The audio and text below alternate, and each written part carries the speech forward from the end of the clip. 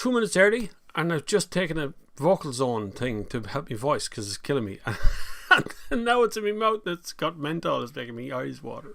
But anyway, it doesn't matter. Welcome to the Sunday service, to our new location as well. This is the new backdrop, the new background, all that sort of stuff. Lots of things you'll see that's familiar, some things you'll see that's not so familiar sitting up there, but basically we've changed our background a little bit, and all is well. Just got an email to remind me to go on the Sunday service and go and watch it, so you should watch it too.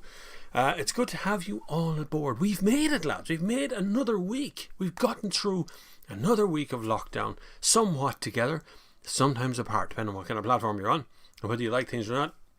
It's been an interesting sort of week, hasn't it? It's been a little bit kind of crazy. News coming from absolutely everywhere about all kinds of things, and then there's weird stuff going on in the background as well. We can't quite work out what's happening there, and yet here we are at 2:00 on a Sunday service. It's pretty different, all right. So I've kept things that are normal stuff up at the back of it. Lots of things haven't changed. So like the Sunday service thing is still up here in the corner, which actually has some lights. Hang on. The lights are in it, which I've turned them on. So there, I turned that on. Now that's okay, it's on. That'll probably dim down over time. There's still battery on. That's a picture of Tom Hardy in Fury Road there in the background. That's some wrestlers, the lads, you've seen those guys before. Although this one attracts a lot of attention on TikTok for some strange reason. And we've done Blade Runner on the opposite side. That's Ghost in the Shell. It's hard to do that. You don't have to do it to the point it's there. And then some selection of all kind of books and things.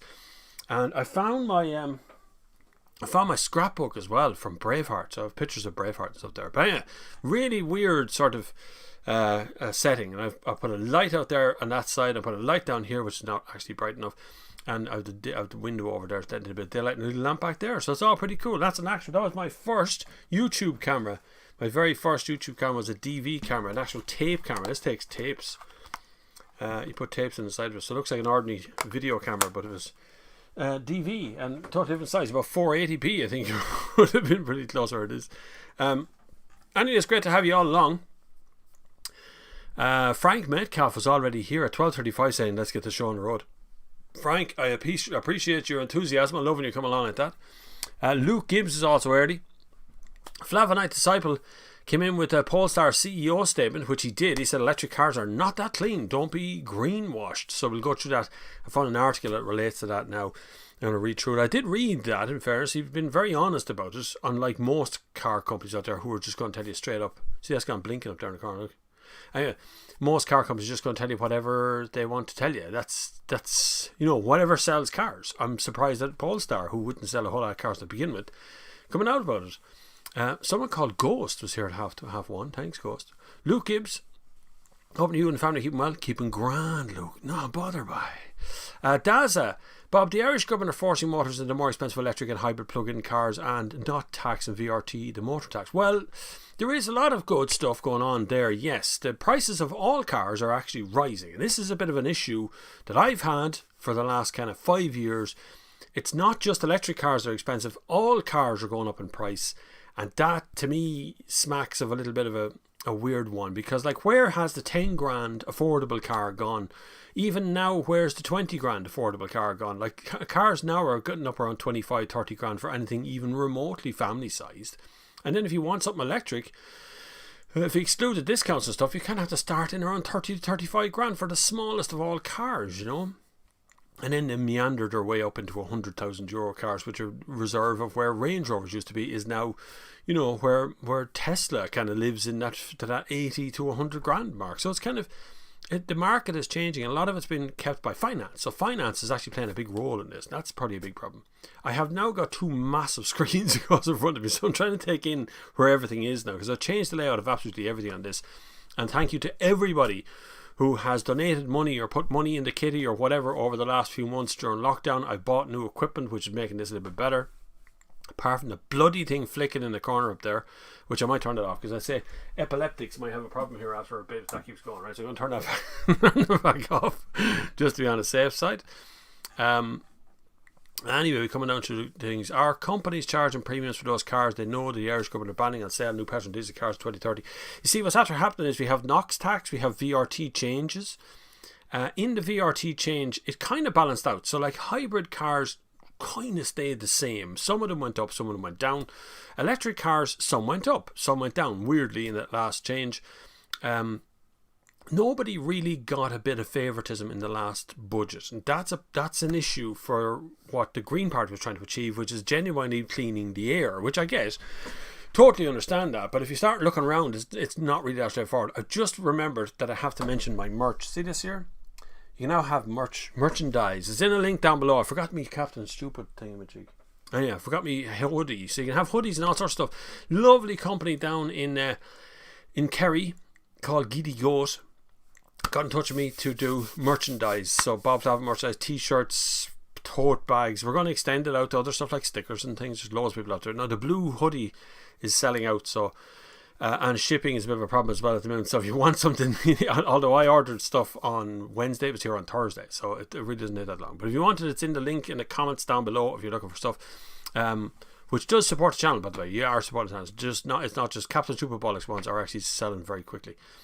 Afternoon lad, Eric Watcher's in the house, come on.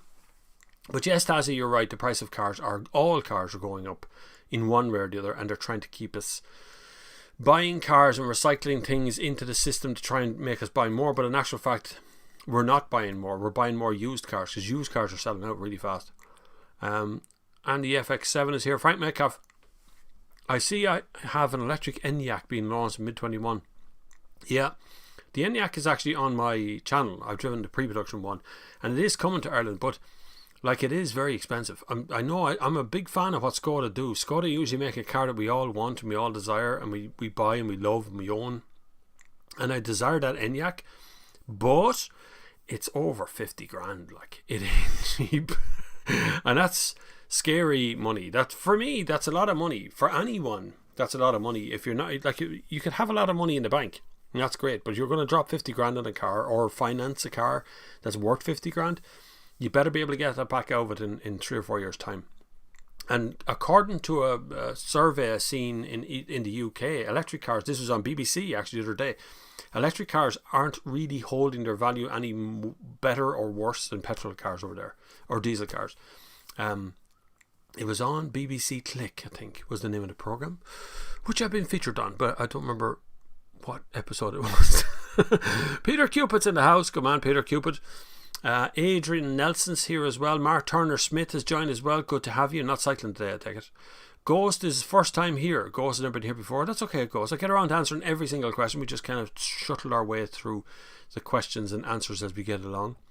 Good afternoon all. Derek Norris is here. Milk Mulcahy's here. Brendan Duffy. Hello, Bob. Everyone. Hope you had a good week. Find my fixed OBD arrived yesterday. Good man. That's this thing. That's another thing you can find in the merch comment list down below. It is an OBD2 reader. Plugs into your OBD2 socket. That's listed in my streamer links, by the way. That's just plugged into the OBD2 socket. Loads have been delivered last week. It's taken about 3 weeks, give or take, to get those over from the US, but it's definitely worth your time investing. We've been using, we've 2 of them now. I put one on the lane and I have one here for display, which I use the whole time. And that's another way of supporting the channel, for sure. It's a really good way of supporting the channel too. It's nice, but it works perfectly. It gives you a digital readout on your mobile phone. You don't need to subscribe to anything. You don't need to do anything. Just put that into your car, and then you just start clicking away and do what you want to do. It clears off... Oh my God, my door has just suddenly decided to interfere with everything. It clears off... error codes and resets error codes. Doesn't fix anything, but it resets your error codes and does all the sorts of stuff on it, and also gives you a readout every time you start the car. So if you want one of those, also linked in the comments down below, or you can just go straight to streamerlinks.com/bobflavin if you want to just pick up stuff from there. I list out anything I usually talk about, like dash cams, and I'm trying to do a deal. I know the PR people behind the AlcoSense thing here in Ireland, but I've tried leaving messages on mobile phones and emails and stuff, and no one's getting back to me. So this is AlcoSense. This is a breathalyzer system. It's a home decent breathalyzer yoke, and it's pretty good. But I'm trying to do a deal for the Sunday service people rather than paying full price off Amazon. Just me, you know. Anyway, I'll try and work on that. Gaffers is here. Never seen that name before. Hello, Gaffers. How are you? Annie McAfee. Are those real, genuine vintage VHS tapes down there? They certainly are. They are. Look, wait till I show you. There is Billy Connolly live in Dublin 2002 right there, look. And I do have a VHS player here in the house. I haven't That's a VHS tape there for the young, for the youth who's never seen one before. That's a VHS tape. We all had to put up with many years ago. Yeah, I have those. I've got some movies there as well, some good movies on VHS. Blade Runner's there on VHS. Father Ted is there on VHS. Highlander, Taxi Driver, a few other movies. Yes, so they are proper VHS. Yes, and I have a VHS player here somewhere, but I haven't played in a long time. I just use them to kind of have a talking point in the background at the moment. It shot forward on me. Hold on, come back up to it now. Boom, boom, boom, boom. Mr. Cahill09. Good afternoon, Bob. Any ideas when, if you get your hands on the new 4 series? At the moment, during lockdown, it's very hard to get out. Now, I am booked into the 4 series. The week before Christmas, I think. I am, yeah. 14th of December. If all goes well and lockdown lifts and everything else, I'll be back testing cars as normal, hopefully, in the very near future. Mark Turner Smith, thoughts on new Yaris GR, very exciting looking car. Haven't driven it. There's one here in Ireland. I am booking into it right now. There's a press car one coming on stream eventually. I'll book into that as soon as I possibly can. Looks very exciting. Is there any place left though for hot hatches? I know that sounds like a really poor thing to say on a Sunday service, but is there really anything we can do about hot hatches now? Because we all seem to be about low CO2 and making sure we don't interfere with the environment. Like a hot hatch is totally against all that sort of stuff. Powell comes in, Sunday service, best way to practice your English. Believe it or not, this is a true story. Last year, a Canadian company emailed me and said they wanted to take all of my Sunday services, because it's 2 hours of one person speaking at a microphone the whole time, it's quite clear, and use it to train a sort of a sat-nav thing, so that, you know, directional sat-nav. So when someone asks a question, this thing would respond properly back to them. And so my voice trained your sat-nav. I don't know what sat-nav though. I didn't ask any questions. But yeah, sure, whatever you want to do, it's fine. Pay me money. Paddy Ryan, nice t-shirt. It is lovely. And I have another one, Captain Stupid Bollocks, which is there as well, because the next comment down from yours is a fella called Captain Stupid Bollocks who says, "Hey Bob," which was something I said on TikTok.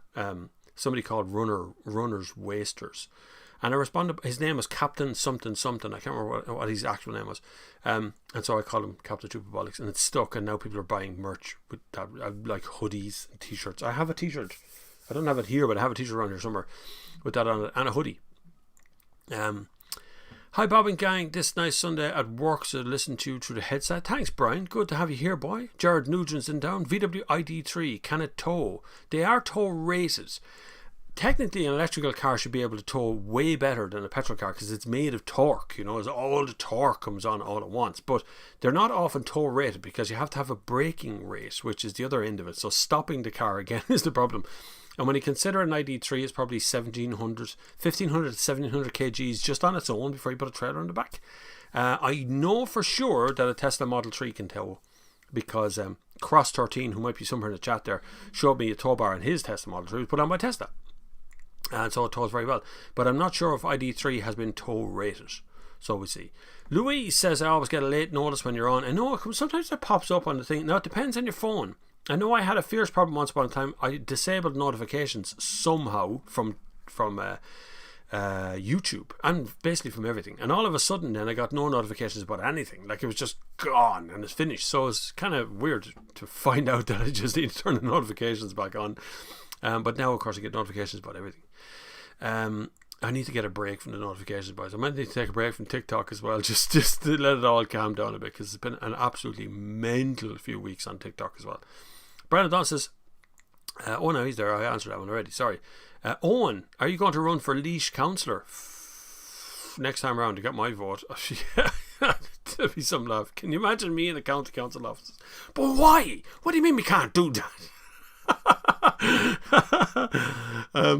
It's terrible. How could you forget the merch? I know, I totally forgot about it when I was sitting here. I actually was thinking, I don't normally talk about it on Sunday service, merch stuff, and I've never had an Irish company doing the merch stuff before. I've only ever had Teespring, so I've never pushed a Teespring thing, because Teespring, the cut is fine, the cut they give you is fine, but nobody wants to wait that long, and they're quite expensive, and you kind of feel bad asking people to part with 40-50 quid for a hoodie when you can get one for 30 quid from an Irish company. So I've hooked up with Giddy Goat, which is there in the list, and they will sort your merch out very instantaneously. They're very quick to deliver, in fairness. And I know the guys down there.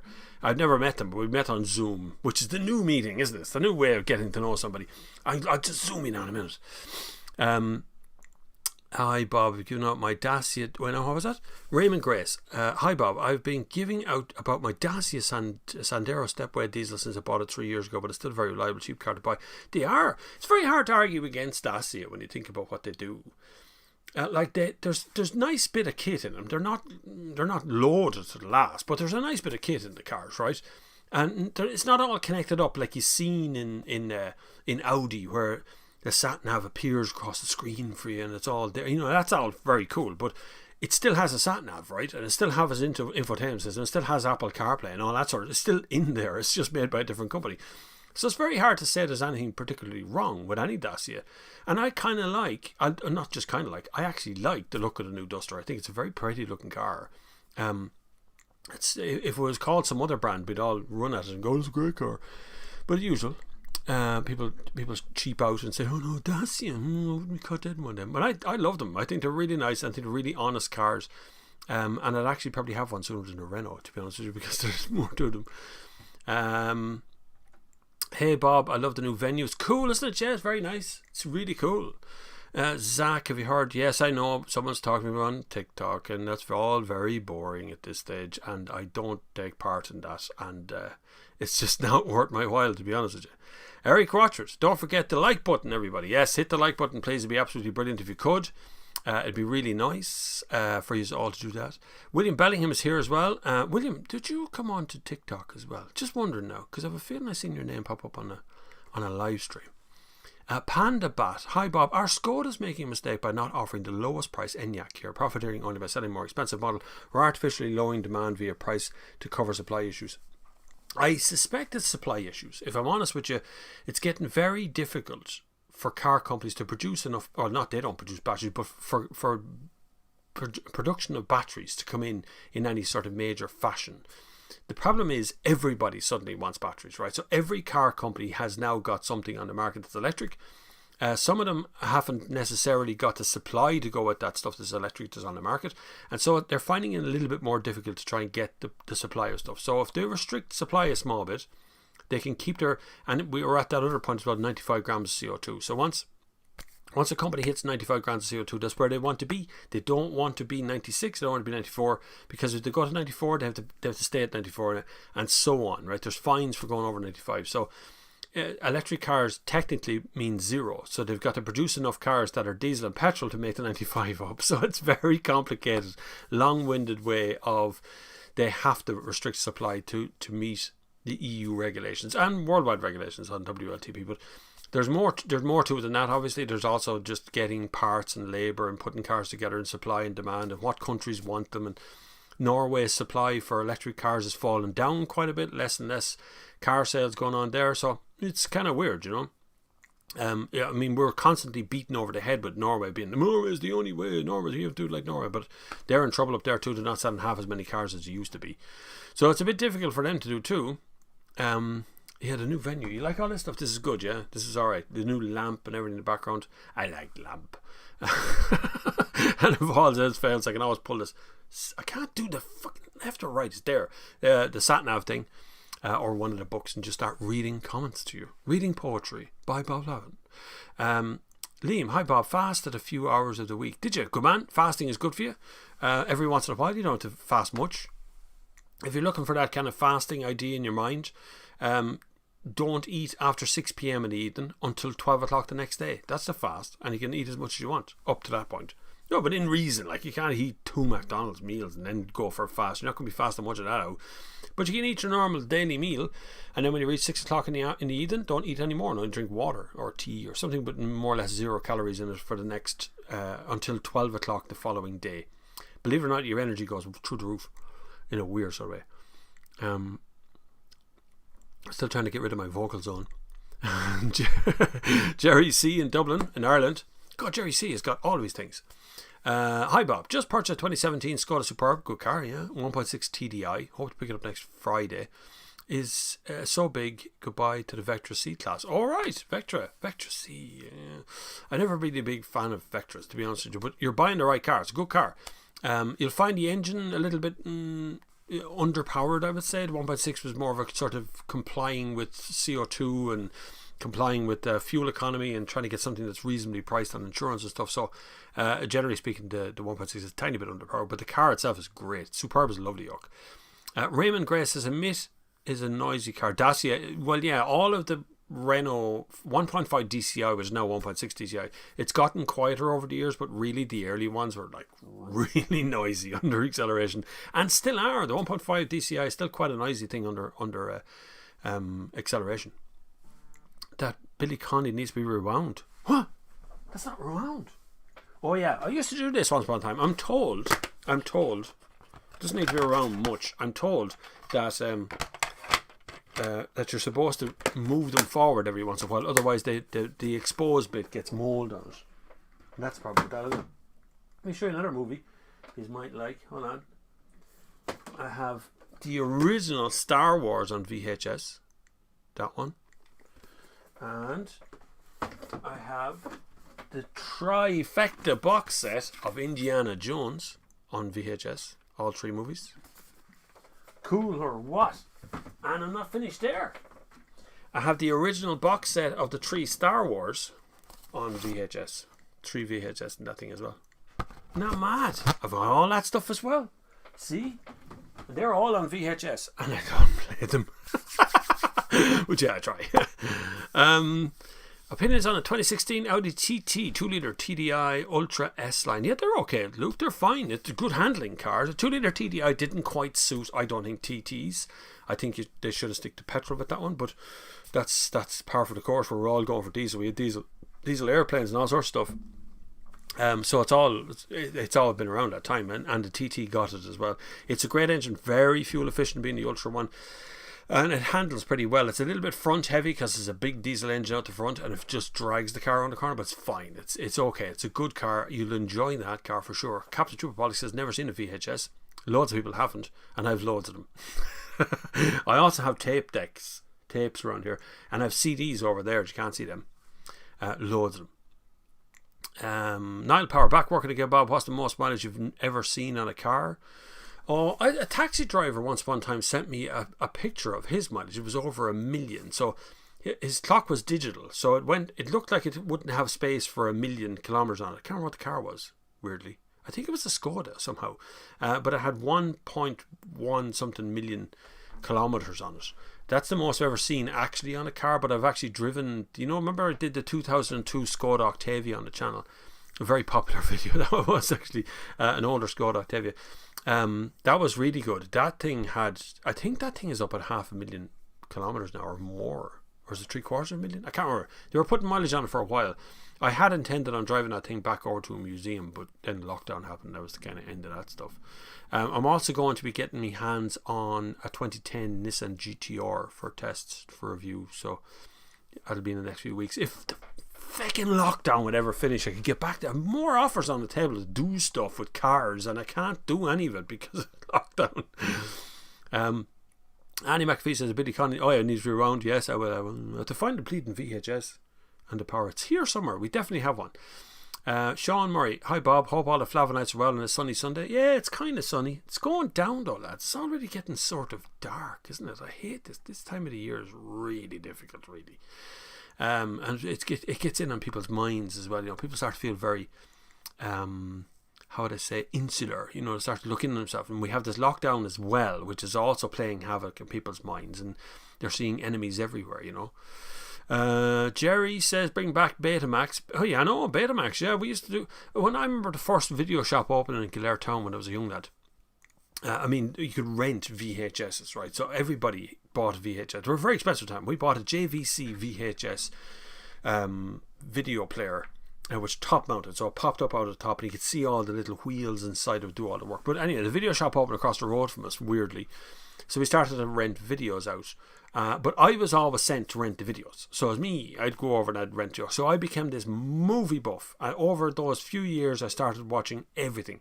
And now I get to the point of if you put on a movie from anything from the 60s, 70s, 80s, 90s, whatever, up to the kind of mid 90s, and you pause it at any point of the movie, it doesn't matter how random the point is, I can tell you what the movie is. It's like a party trick. People try to do it at we don't have parties anymore, mind you, but people try to do it at parties and things, try to catch it out. But I generally can figure out what the movie is even just by pausing it. But one evening I was sent over to rent a movie, and I asked, we'd rented something every night, and I asked the woman what we should rent, and she said this one's very popular. She handed me a movie called Girl on a Motorbike, which I'd never heard of.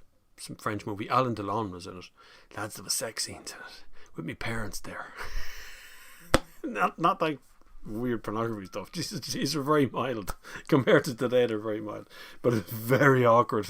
Like 8 or 9 years old sitting there with your parents, and this Alain Delon movie's on in the middle of it, and all it is the girl in leather riding a motorbike across France.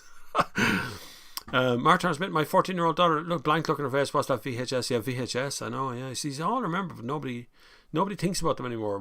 Everything new is better, isn't it? You know, every time we do something, everything's new is better. That's the way we run at the moment.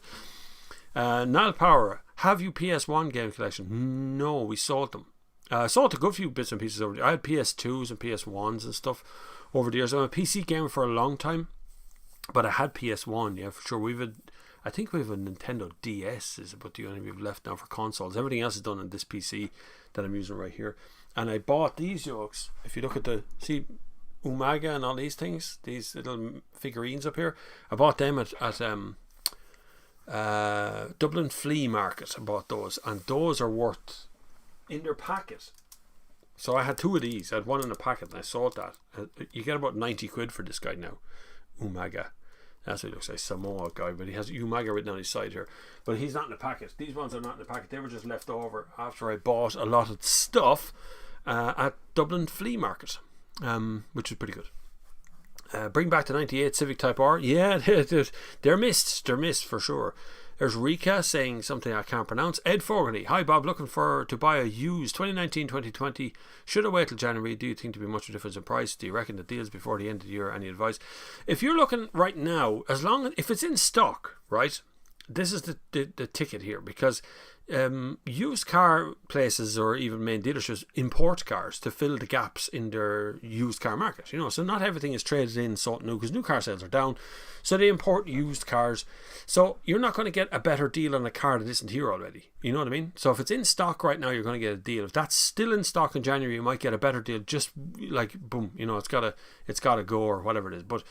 But it's very hard to get a deal these days in used cars, because right now used cars are chunking out the door, no bother to people at all. So there is quite a bit of a push on used cars. So you shouldn't have any problem getting one, but there's not much deals to be had out there because the cars are very popular, and there's very little out there in stock wise. Everything's coming in from the UK still, even though we changed our rules for the UK, but sales are up at the moment. So just take the deal you can see in front of you at the moment. I wouldn't wait for something other than putting another year on it. I wouldn't wait for it to come in as it is now, because we're in 2020, and so 2019's will be a year older in January, but it won't go down by that much. Andy McAfee says, if spec the touchscreen sat-nav unit in the Dacia is made by LG. Yeah, it is, yeah, and it's good, like it works, and it has a USB port on the top, and it does all its job. It's very hard to look at the really expensive guys, the really far out dudes at the top who do all these things about infotainment. I had this Cooper Fermentor recently, which is a brilliant car, but the sat-nav infotainment system is now a iPad. Like it's up at an Android screen now. You know, there's so much stuff going on in it that it doesn't feel like you're doing things in a car anymore. Now it feels like you're stabbing away at buttons on an Android screen, and that for me straight away is kind of detracting completely from the drive experience, because you're concerned with trying to find the sat navs or to find the temperature controls or the radio controls, and it's just this caught in this endless cycle of pressing buttons on a screen that is a touchscreen. So the problem exists then, that if that can be simplified in a car, if you remember the older specs, some of the older cars, like Peugeot used to have the dash mounted top thing that would stick up, but if you bought the bottom spec entry level car, you got wheels and knobs down the bottom, and that screen disappeared. It became a normal radio in it, and it was actually a more interesting car to drive, less distraction from that sat nav thing. And like Apple CarPlay and Android Auto is brilliant, I'm sure it is, but Bluetooth works pretty well for me as well when there's no Android Auto in the car. Yes, seen you the other day. Yes, William, you were on. I was thinking, I read out your name in the middle of a live, because I remember names from live stream. I'm like I think I might be on a chart somewhere of some sort of attention thing, because I remember a lot of stuff, and I remember names to stuff, but then I'll forget that I was uptown yesterday. Something like that. Something really, really broad, it goes on my mind, but something really narrow field, it sticks in it. Evan. Hi Bob, I just passed my test. Congratulations. Looking for a sporty first car. You've no hope, Evan, unfortunately. We all got to push through the grind of the first car and the first insurance and the first tax and the first... You're better off, being honest with you, you're better off plugging away in something really small, some sort of 1.4 yoke for a couple of years till you get your no claims bonus down, and then you can go, right, I'm going to buy something a little bit more interesting. Because the minute you go sporty, you've only got two choices really. You're going to have a big engine, which is going to nail you on insurance, or you're going to have a smaller engine, but you're going to buy a car that has the word like Cooper or Coupe or MX-5 or something small like that, and it's just going to nail you anyway because it's counted as a sporty car. So the minute you want sporty, it makes it very difficult, Evan. I would stay nice and easy into the 1.4s. Every car is sporty if you're brave, right? You can make any car sporty. Stay in under the 1.4s, try and keep your insurance down, build up your no claims bonus, and then you can be able to afford, at least be able to afford not just to upgrade the car, but you can upgrade your insurance as well. Dominic, I'm thinking Mercedes GLA. I like what Mercedes are doing. I think there's too many different letters and words, GLA, GLC, and then there's C-Class, E-Class. It's all kinds of words. It gets quite confusing, the range of cars. But what Mercedes is doing right now is actually very clever. They've got a car for essentially everybody. It's what Audi did a few years ago. They just flooded the market with a load of different models, and everybody bought the model that would work for them. And I think Mercedes is doing really good work right now on those GLAs and the GLCs, and those cars are in there. And like the E-Class PHEV, that won our Son of Service Car of the Year, which we have to go through as well. I have the awards there. I'm going to be delivering the awards up, by the way, for everybody who voted. Well done. Your votes are very good, and every time a vote came in, it changed the result.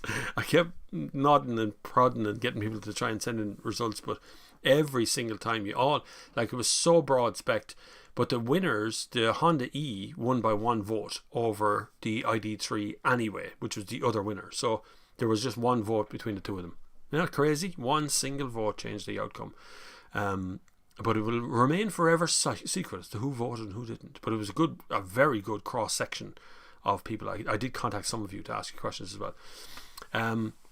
Rob Brady, any experience of Pirelli Cinturo Verde tyres and Michelin Energy Saver? Looking for a new set of tyres, 2010 Mini Cooper. Any advice?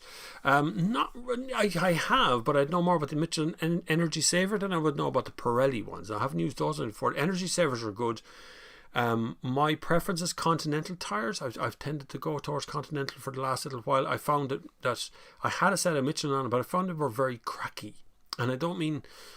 So you look at the sidewall of the tyre and it's got little lines and cracks in it, like weathering lines, and you're kind of going, that happened very early to that tyre. So I took again now on Michelin stuff and started looking at Continental was the one, but I don't know about the Pirelli ones for sure. No, I'm not sure about that. Tyres are, to me, most of the time just black and round, and they have treads or they don't have treads, and that's pretty much the same for nearly everybody out there. Although a tyre makes a massive difference to the way the car handles on the road, and makes a massive difference to cabin noise. Your tyre makes most cabin noise. It's called tyre roar, and it's something, as a journalist, in and out of cars the whole time, you jump in, jump out, and 2 seconds later you're driving on the road going, this thing is really loud for some reason. It's coming from the tyres. Mark Turner Smith says, I think MG paying perks to supercharged EV YouTube channel. Very biased review. The MG EV tour, can it be that good? I can't imagine any Chinese company coming in and taking over MG with a whole new set of staff coming out with something that's good. You know what I mean? Look at Volkswagen not able to make a really good car off the mark, and they got years and years and years of experience. And the same for Hyundai, same for Kia, same for Tesla, even at the beginning of what they were doing.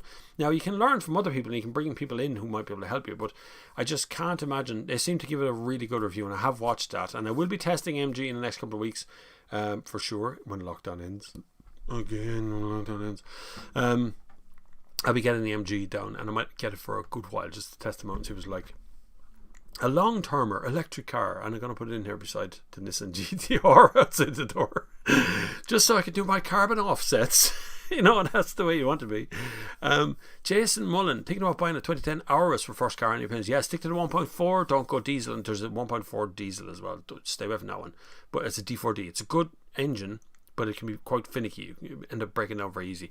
The 1.4 petrol, it'll be bulletproof forever. It'll still be going around the clock. Try to stick to 5 doors as well. 3 doors are very hard to sell on, Jason. When you're finished with it and you've moved on to another car, you'll find it much more difficult to get rid of a 3 doors than you will a 5 door. But it's they're really good cars. Just honest cars, is it? The captain says $29.99, very reasonable for Captain's stupid thing hoodie. I can't say too much on YouTube because YouTube will ban the account. So I can't wear the t-shirt here even. It's weird how the two platforms are the same but entirely different on the roads. But yeah, $29.99 for the Captain's hoodie, which I should have asked my wife to pass by to bring in a bloody hoodie so I can show you. But the hoodies are there. Look at the links down below, and you'll see the hoodies and bits. They're all linked on a thing called streamerlinks.com/bobflavin. If you want to see any of the stuff I do here, or talk about here, or dash cams or any of the things, I've linked them all because people keep asking me what's the best dash cam, what's the best this, the fix-it yoke, all that stuff. It's all listed down below in that streamerlinks.com, including this. You can have me on a t-shirt. Sure, what more could you want? I actually wore 2 t-shirts the other day, and then went to 2 t-shirts just in case I forgot me. Mini eggs. Good to see. I haven't seen you for a while. Hi Bob, I see the Skoda Media website that the next generation Superb is changing factories in 2023, so it looks like there'll be a new one. Hopefully get something like the Enyaq interior. Yeah, I'd say, I'm not sure. Volkswagen have gone the route of making a whole new range. So ID3, ID4, and they'll probably have an ID5 or something else along those lines. But they've kept it all separate from Volkswagen Golf, from Volkswagen Polo, from all that. They're all on 2 different lines. I would imagine that Skoda will do the same thing. I would say they will follow the same thing. So you'll get a new Superb, but it probably won't be an electric Superb. It'll probably be a PHEV one with updated exterior, and they'll push on and do something Enyaq, and they'll do something else in that range that'll be like that. Because right now, for some weird reason, people want small SUVs, and it's like, why do you want small SUVs all the time? Why do you keep asking? So they're good, but they're not that good. Like they really aren't. Small SUVs are not deadly. They're nice. Seating position is high. They're pretty good. I actually have a Toyota Pro Ace at the moment, van. Van. I don't know what I was doing with the van, but I love it. You know that? I really like vans. I don't know why I like vans so much. It's like something, it's cute, it's cozy, it's got the 3 seats in the front. It's just really cozy. And when you're bringing the kids, the wife has to go on her own in the car, and just like this. If the wife comes with you, one of the kids has to stay at home. Jeez, there's very little downside to a van now, in fairness. Nudge, nudge, wink, wink. And that's somebody's username. That's not me just saying nudge, nudge, wink, wink. Hi Bob, have you seen how mad the van market is these days? See, there we are, back to van. Prices are going up, and even Japanese manufacturers making French vans now. Check out the Nissan NV300 and the Toyota. Did you read my mind? Yes, the Toyota Pro Ace City is right here, and the Nissan NV. I don't have the NV part, but and like Peugeot and Citroën are also making those cars, so they have their version of their cars. You see, developmental costs, it's a hell of a lot easier for a car company to develop a model with another car company in tow with them. It's much cheaper over time to do that sort of stuff than it is to bring in everything on your own, you know, completely alone. You're going to do the whole thing on your own. That's really expensive. Put it in context. Mercedes 2 years ago spent 9.6 billion on their electric car range, just electrics. That's it. That was the EQC stuff. 9.6 billion in development. That does not include actual manufacturing. That's just developmental costs, and that's for a range of cars. So you can imagine if Toyota sat down to make vans and just did it on their own and didn't do it with anybody else's help, that cost escalates massively, and for a company to stand alone like that is quite expensive these days. So what they did was they're sharing all their developmental platforms. They're taking the best of van, because vans are vans, right? The cubic capacity inside a van is almost all the same. Now, what Toyota do differently, though, I've noticed on this Pro Ace from everybody else, is they put in Apple CarPlay and Android Auto as standard. They put in a passenger airbag as standard. So there's a couple of things they put in to make it, because they're aware, Toyota's very aware, of course, of its customer base, but they're also aware that people put in child seats and drop the kids to school in these vans. So they know it's the second car in the house. And that's essentially what it is. It's a second car in the house. So they think of that sort of stuff as well. Andy McAfee says it needs to be rewound at 95%. Young man left Windows start. I know, yeah, sorry.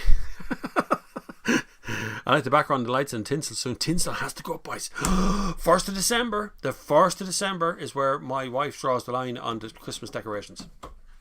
This office, of course, this is undeserved. We can do whatever we want, but downstairs we can't put up any Christmas trees or nothing until the 1st of December. It's just the way it is. And usually by like the 1st of January, you want to set fire to the whole thing, because it's just in a way. It's just light. It's dark and it's a bit dreary and horrible. So it's often get rid of it. And I was talking to my internet friend David Cuddy, which you should check him out. He's on Instagram. He's called Making Big Bank on Instagram. Adults only, please. But he's a gas chap. But I was checking him out. He works in forestry, and he says he could have like 10 or 15 Christmas trees up, but only put up 2. Oddly, Andy McAfee, audio cassette tapes are meant to be at the highest level of sales now than ever in the past, after some sort of retro resurgence following the Marvel movies. Get out of town! I have a drawer of things over here. I can't believe that, Andy. Fuck, I'll have to get on that eBay. I have all kinds of original tapes, loads of them. I even have you know when someone makes you a mixtape, I have mixtapes as well. I actually kept original mixtapes that people handed me over the years, which was the best thing you could do. So there's 2 people you could give a mixtape to, and if you're young right now and you're watching this as to what a mixtape is, it's like making a Spotify playlist and then sharing it with a friend of yours. That's a mixtape, okay? So you have to sit down with your tape deck and tape one song from one tape to the other tape, and then continue to put in and take out tapes until you've made a full 90-minute tape of all your favourite songs on the one cassette. And then you have to write all the names and lists and everything down as a tape deck. And you would give it to a loved one, you know, if you loved a girl or a guy or whatever, you give them a mixtape to say how much you loved them. And if you didn't, you just hand it over to your friends. Like I have loads of them there from mates of mine. We used to do it all the time. There was nothing particularly legal about it. It was just, we didn't know it was copyright. We just made mixtapes. Somebody always bought something though. Liam says, who was the company fella helped you with the Zoom for the big charity last week, hosting big meetup and pro help? That is Jared Hewitt. He might be here in the chat somewhere. It might not be. I don't know. It's Carago Technologies is his website. If you want to go to that. Jared is a master on the Zoom. Just tell him I sent you over talking about Zoom and stuff. He's bang on. He'll sort you out with all sorts of audio technology things for the Zoom chats, but not just Zoom. He does other stuff as well. Like what do you call them? Teams, Microsoft. There's all so many different things. I have so many different ones plugged into my computer now. Microsoft Teams, and what's the other ones I have as well? Cisco, WebEx, and something else. Because car companies are all still doing their kind of launches on one of those platforms. Google Hangout is pretty good as well, but not like Zoom. Zoom is amazing when you've got a ton of people and very little bandwidth, which is the one that kills everybody. The bandwidth. I see we have employment going on there straight away for Andy McAfee's jumping in, stamping on other people's ideas that they're supposed to say anything. Don't copy and paste your message. Andy doesn't like it. Andy gets very upset. Where was I? I love a new background noise. That's further up. Keith Chrism. That last one for Jared Hewitt is for Liam, by the way, if you're wondering, at 2:22. So I'm staying up with you. Less questions these last couple of weeks. Still the same amount of people viewing, but there's less questions, which is kind of weird. Keith Chrism. You be charged 50 pence once upon a time to get a bollocking if you left back a VHS tape at the rental shop. Yes, you remember that? You bring it back and you open the little thing going, not to charge you 50 pence to rewind this. But if you remember, like VHS were pretty dependable, in fairness to them. Like they'd go out hundreds of times in a week and you'd still bring it home. They're more or less watchable if you change the tracking on your VHS, which is a little wheel on the front. You could change the tracking, how the wheel tracked up and down. There's a couple of good YouTube channels that still do kind of reenactment of VHS stuff. And I can remember just one American guy. He's really good. He started out really small. I have subscribed to him now. He's massive. But yeah, you had to do the trackers on them. When it came to CDs, I can remember when Extravision was starting to close down uptown, they were giving out DVDs, you know. They were very undependable. You'd bring home a DVD that looks no scratch on it. You get halfway through the DVD and it would skip back to the start. And you go, oh no.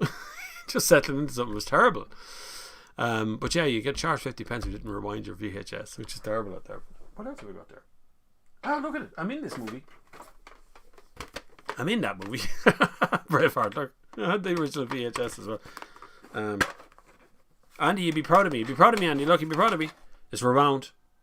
See? It's okay. It's back near the start. It's amazing, isn't it? It's like a history lesson, lads. This isn't even to do with cars. It's just a history lesson at this stage. Stuart McHugh, loving the new background setup, Bob. Thank you very much. With autonomous driving inevitable, do you think I don't know if it's inevitable or not, but do you think it'll go to an overhaul of our roads in 10 to 20 years? Maybe switch left-hand drive. Could you imagine that project? I would love to switch to the other side of the road. Is that insane? I would actually like to do it, because can you imagine what other cars we could have here at a much more reasonable cost if we were bought straight from the pool of the German spec cars? You know what I mean? If we were looking for a Volkswagen Golf, it would be a standard spec one to be made for France, like anywhere else, or Germany or anywhere else, if we change the size of the road. But the problem for automated driving right now is road signs. Not just signs, but lines on the road. They're not consistent, right? So not all lines on the road mean the same thing. We know as humans, we drive as experienced drivers, right? Most of you here will be experienced drivers. You're driving on the road.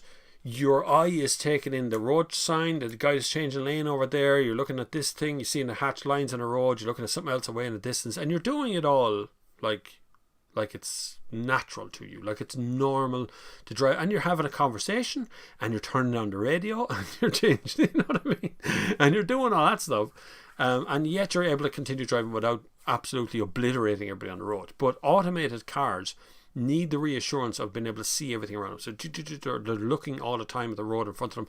I've been in like what was the name of that? Renault Zoe in France, Paris. We did a drive around the city, or little bits of the city, in a Renault Zoe that was fully automated. Now, it did have a driver sitting in the driver's seat, keeping an eye on things. So you can imagine the difference between watching him drive and watching me drive, and then watching it drive, which is 3 different things. And it still got confused. The car still got confused. And it hit the brakes, but it was not to hit the brakes for. So it's kind of weird, alright. Where was it? James Gillespie. The headlights in my Auris has poor light compared to my old Corolla. I asked my dealer, could have nothing to do with it. Put a brighter bulbs in. You can put brighter bulbs in, but you have to be very careful, James. So, if I'm right, Auris is a H4 bulb, which would be so you've got a dip and a headlight built into one bulb. Then there's a H7 that is a single bulb on its own. It's just a headlight. And then there's like H1s that are individual headlights. So depending on which one it is. The problem is, if you put in a brighter bulb, it means more heat, unless you go with LED or something similar to that. If there's more heat, you can end up burning the inside of your lamps. The glass on your lamps go brown, so that can happen as well. The problem is the bulbs themselves. They're not great headlights in the older kind of cars, and ours would be the same problem. It's the same in a Toyota as well. The headlights aren't exactly fantastic in it. You could put in a brighter bulb, you could go LEDs, you could go something, but just to be very careful you don't upset the entire thing in a way that's going to fail the NCT for having level bulbs or too brights. I've been blinded on so many occasions lately by people with like bluish LED things with full blast on. It's lighting up the road in white. It's like somebody turned on a collapsed sun you're driving on the road. You go, whoa, I can't see, because it's wintertime and people they're just not smart when it comes to that thing. Did you see the Octavia car throttle had high mileage 1998 Skoda with a similar mileage 500,000 plus? Oh, I didn't see that one. Did they do that? I didn't think they did that. Yeah, no, I didn't see it. No, I missed it. Keith Grisham, I'm convinced you leave random stuff on a shelf just to spark conversation. I don't. I just wanted to fill it because it's the background. So there's actually loads of other stuff here. Like there's boxes here beside me that you can't see off camera. And there's actually picnic baskets and stuff above my head that's off camera that side. So we've just kind of spread out this bit so you have something to look at all times, no matter what you're doing. Like the books are up there in the corner as well.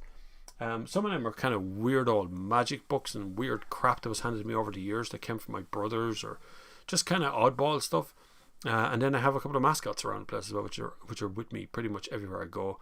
And there's a bloody laptop here from like runs Windows 95.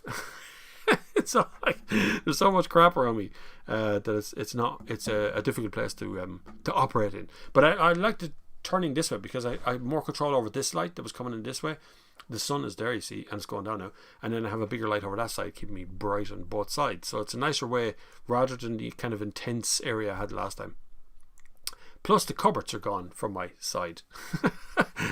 Graham Hislop, hi Bob, Graham from Southwest Scotland. Good man, out for a walk, listening, not watching. That's alright. Many do that. I am on people's ear holes when they're out running, walking dogs, cleaning cars, on buses. We've had all kinds of things. Although the lockdown has changed how people consume all media at this stage. TV has gone to, TV's really, my God, the reruns of scraping the bottom of the barrel for content stuff is just terrible at the moment. I'm loving I'm a Celebrity, Get Me Out of Here though, which is on and that's live, so that's pretty good. They've all been quarantined, which is how they're managing to do it. It's a very clever way of doing it, actually, in fairness. They've all been down that thing for 2 weeks. Is anybody else watching that? I watch that pretty much every night. It's on at like 7:45 or something. I forget what time it's on it now. Luke Gibbs, is 2016 the most recent Road Traffic Act? No, it's constantly updated. Well, bits of it are updated. Road Traffic Act. So as the Traffic Act changes, it's, I think the last big revision though probably is 2016, 2017, somewhere around there. Yeah, but an act can change within the Road Traffic Act. That will change how it comes out. Be careful of the Gov website. It's not as updated as often as some of the more traffic acts that actually come out. So some of them are out of date. Got to get a drink in my Land Rover. I'm all brand, aren't I? Land Rovers. And now the most famous hat in the world, the Skoda VRS hat. Has anybody ever seen one of them since? Everybody asked me where to get it. I just got it from a dealership. I don't know where you're supposed to get it. It's an RS hat. It's not VRS. That's a bird, would you believe? Gold Diamond, thoughts on 2009 Polo 1.2 litre for learner driver? Yeah, good, ideal car for sure. Yeah, absolutely. Anything under 1.4 is pretty good. Polos are nearly everybody's first time driver car. That size of a car, like Polo, Fiesta, those kind of cars, they go down very well. Fuel economy is actually pretty good now, 1.2 litre, and the clutch is pretty tough as well. They don't tend to go very much. Just if you're buying that car, the things you're looking for are the things that learner drivers are hard on: the clutch, the gearbox, the brakes, the suspension, the tyres particularly. Like, a really, really good advice I consistently tell people, but they don't listen to me, is go out and price a set of tyres before you buy the car. If you can't afford the tyres, then don't buy the car, because the rest of the car is going to be just as expensive as the tyres when something goes wrong.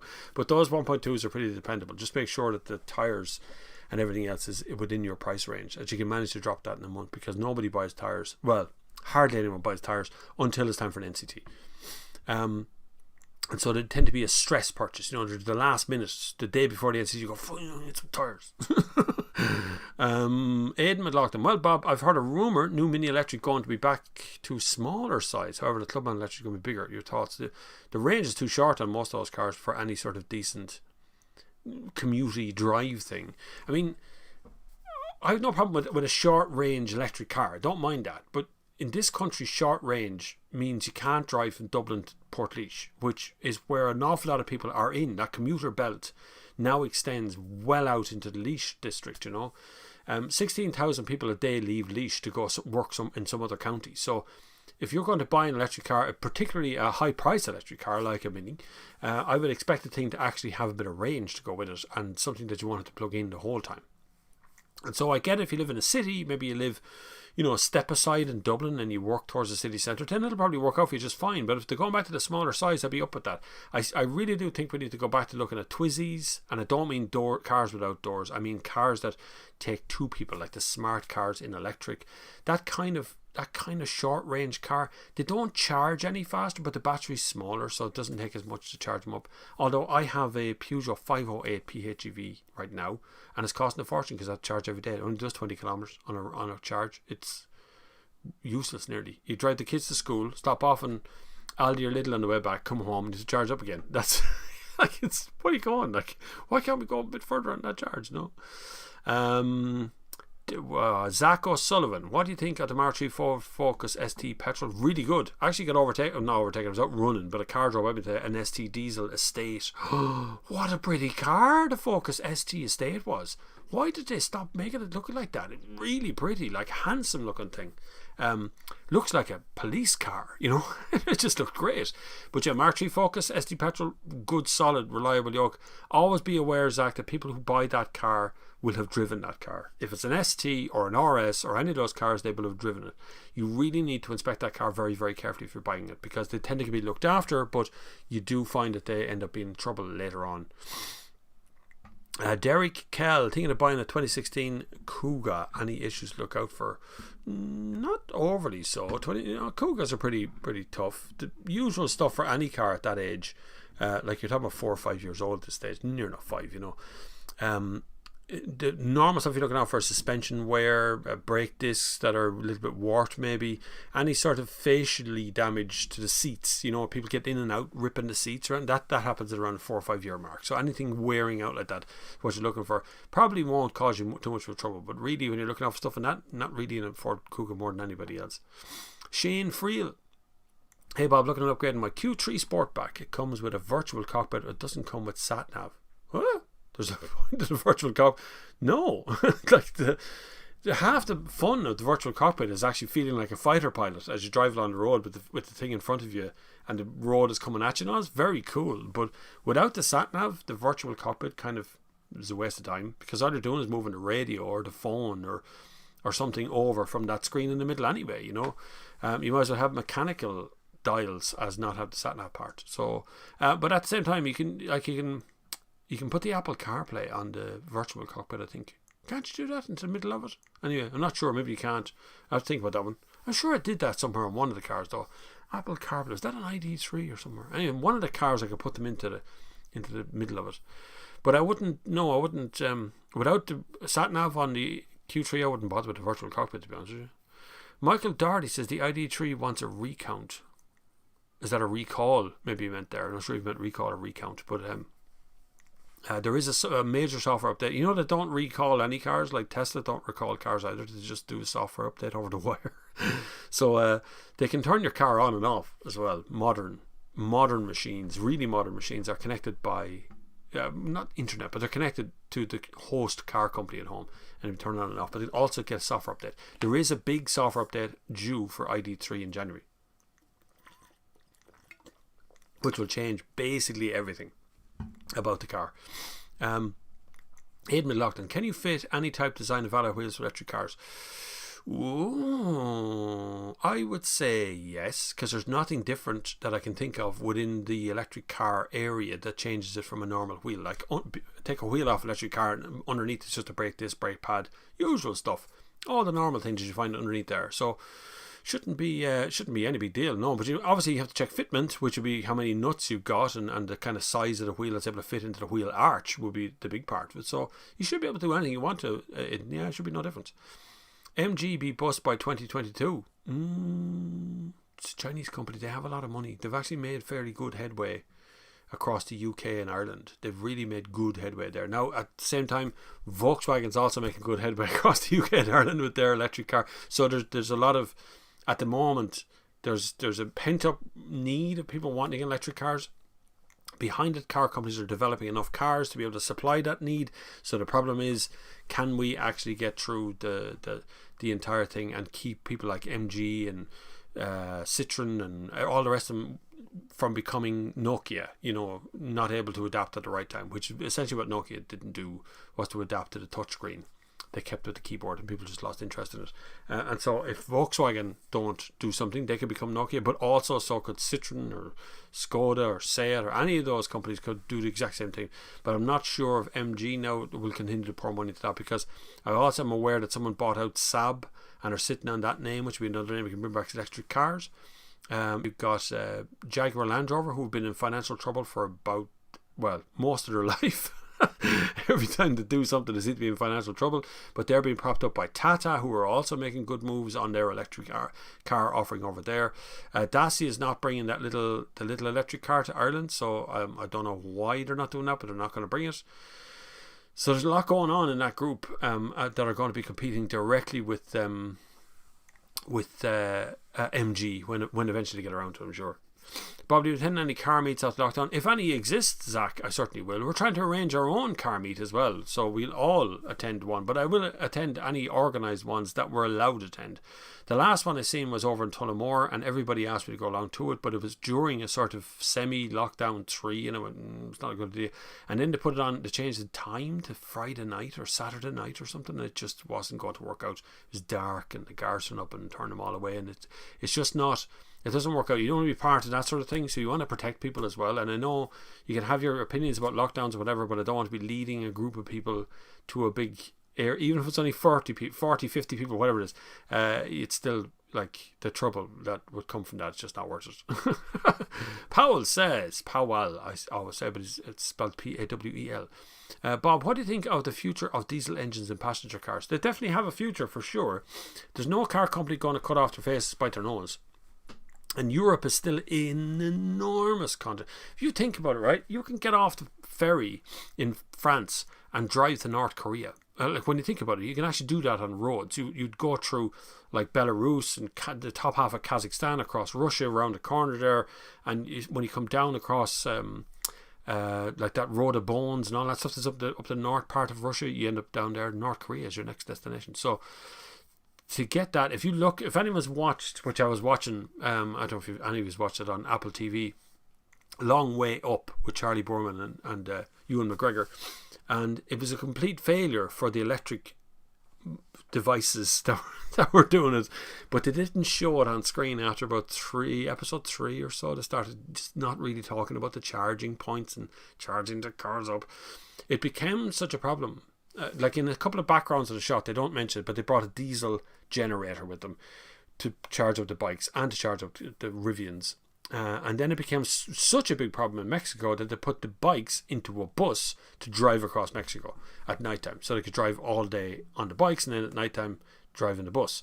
But they never showed them driving all day on the bikes. So I suspect they might have a problem with getting the charge there. So the problem is, for us here in this lovely first world country that has electricity all across our nation, it's all wonderful, but actually electric cars don't necessarily work in every single country in the world, not like that.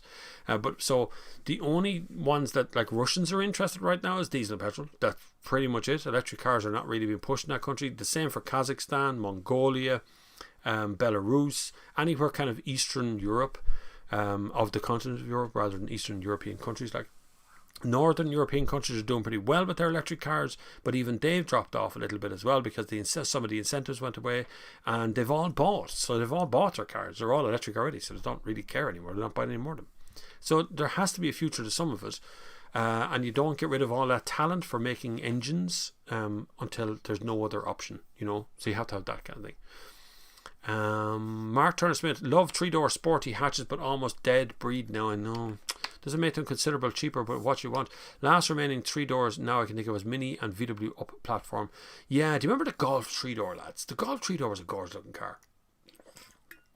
I mean, it was no better to drive than the 5-door, but the 3-door just looked just a little bit meaner. And I really love that kind of look, but they don't sell very well because families don't buy them. A man might buy a Volkswagen Golf GTI, but he'd buy a 5-door one because he might have kids or family. But a woman might buy the 5-door Golf GTI as well for the same reason, but they'll buy a 5-door every time because they're thinking about the kids and the child seats and everything else in the back. So the 3-door stuff, I don't know if that's going to have much of a future to it. It'll be very limited supply, and even 2-door stuff doesn't sell very well. Look at Mazda MX-5 or the Peugeot RCZ or any of those cars that come out in the last kind of 10 years. There's very few of them ever sold and very few of them ever continued for sale. So it's got a short shelf life because it's got a very narrow field of audience. And the way we sell cars these days is by units. Like if you look at who runs car companies, it's not the guy who loves cars anymore that runs the car companies, or the guy who's like a speed demon for going a million miles an hour across some lake bed or other. It's not him. It's an accountant now. It's a marketing manager, or it's a journalist, or it's those people that are in there that they portray as if they're really fascinated by cars, but in actual fact they're more responsible to selling units, to selling the cars and forcing them out. So having a 3-door sporty hatchback high powered vehicle isn't really a unit seller, so they don't want to go into production for that. Dave Gracie, hi Bob, looking to buy a second car and seen a couple, Ford Focus 2-litre diesel and a Honda 2.2-litre diesel, both around 10 years old and 80,000 miles. Which one would you buy? 80,000 miles I'm looking at there as well. I would sooner have a Ford Focus 2-litre diesel at that kind of mileage. The Honda's going to be really reliable, but that Honda engine was never actually that fuel efficient. It's okay, but it doesn't do really well on long-term sort of driving. But and it's also not the most comfortable driver of a car that's you're going to put miles on. So I would probably go to 2-litre Ford Focus diesel if you really wanted to. Now, Party, have any graphic novels? Batman said, no, I did have a couple of Stephen King things around the place one time as well, some of the graphic novels from him, but they sold. I put them up on eBay and sold them. I haven't seen any since. I used to collect a few of those graphic novels over the years. 2000 AD, Batman, the Stephen King series, which came out under special license for The Shining, and there was a Wolf one as well, which would have been an old one, but they sort like they don't last very long. People buying, they're traded all the time. Very expensive stuff these days if they're kept on any sort of, I don't collect things normally, but if you sometimes when you go along to like car boot sales, which I used to visit all the time, every fucking Sunday, go to a car boot sale, or I'd go to a flea market or something and root around in the boxes.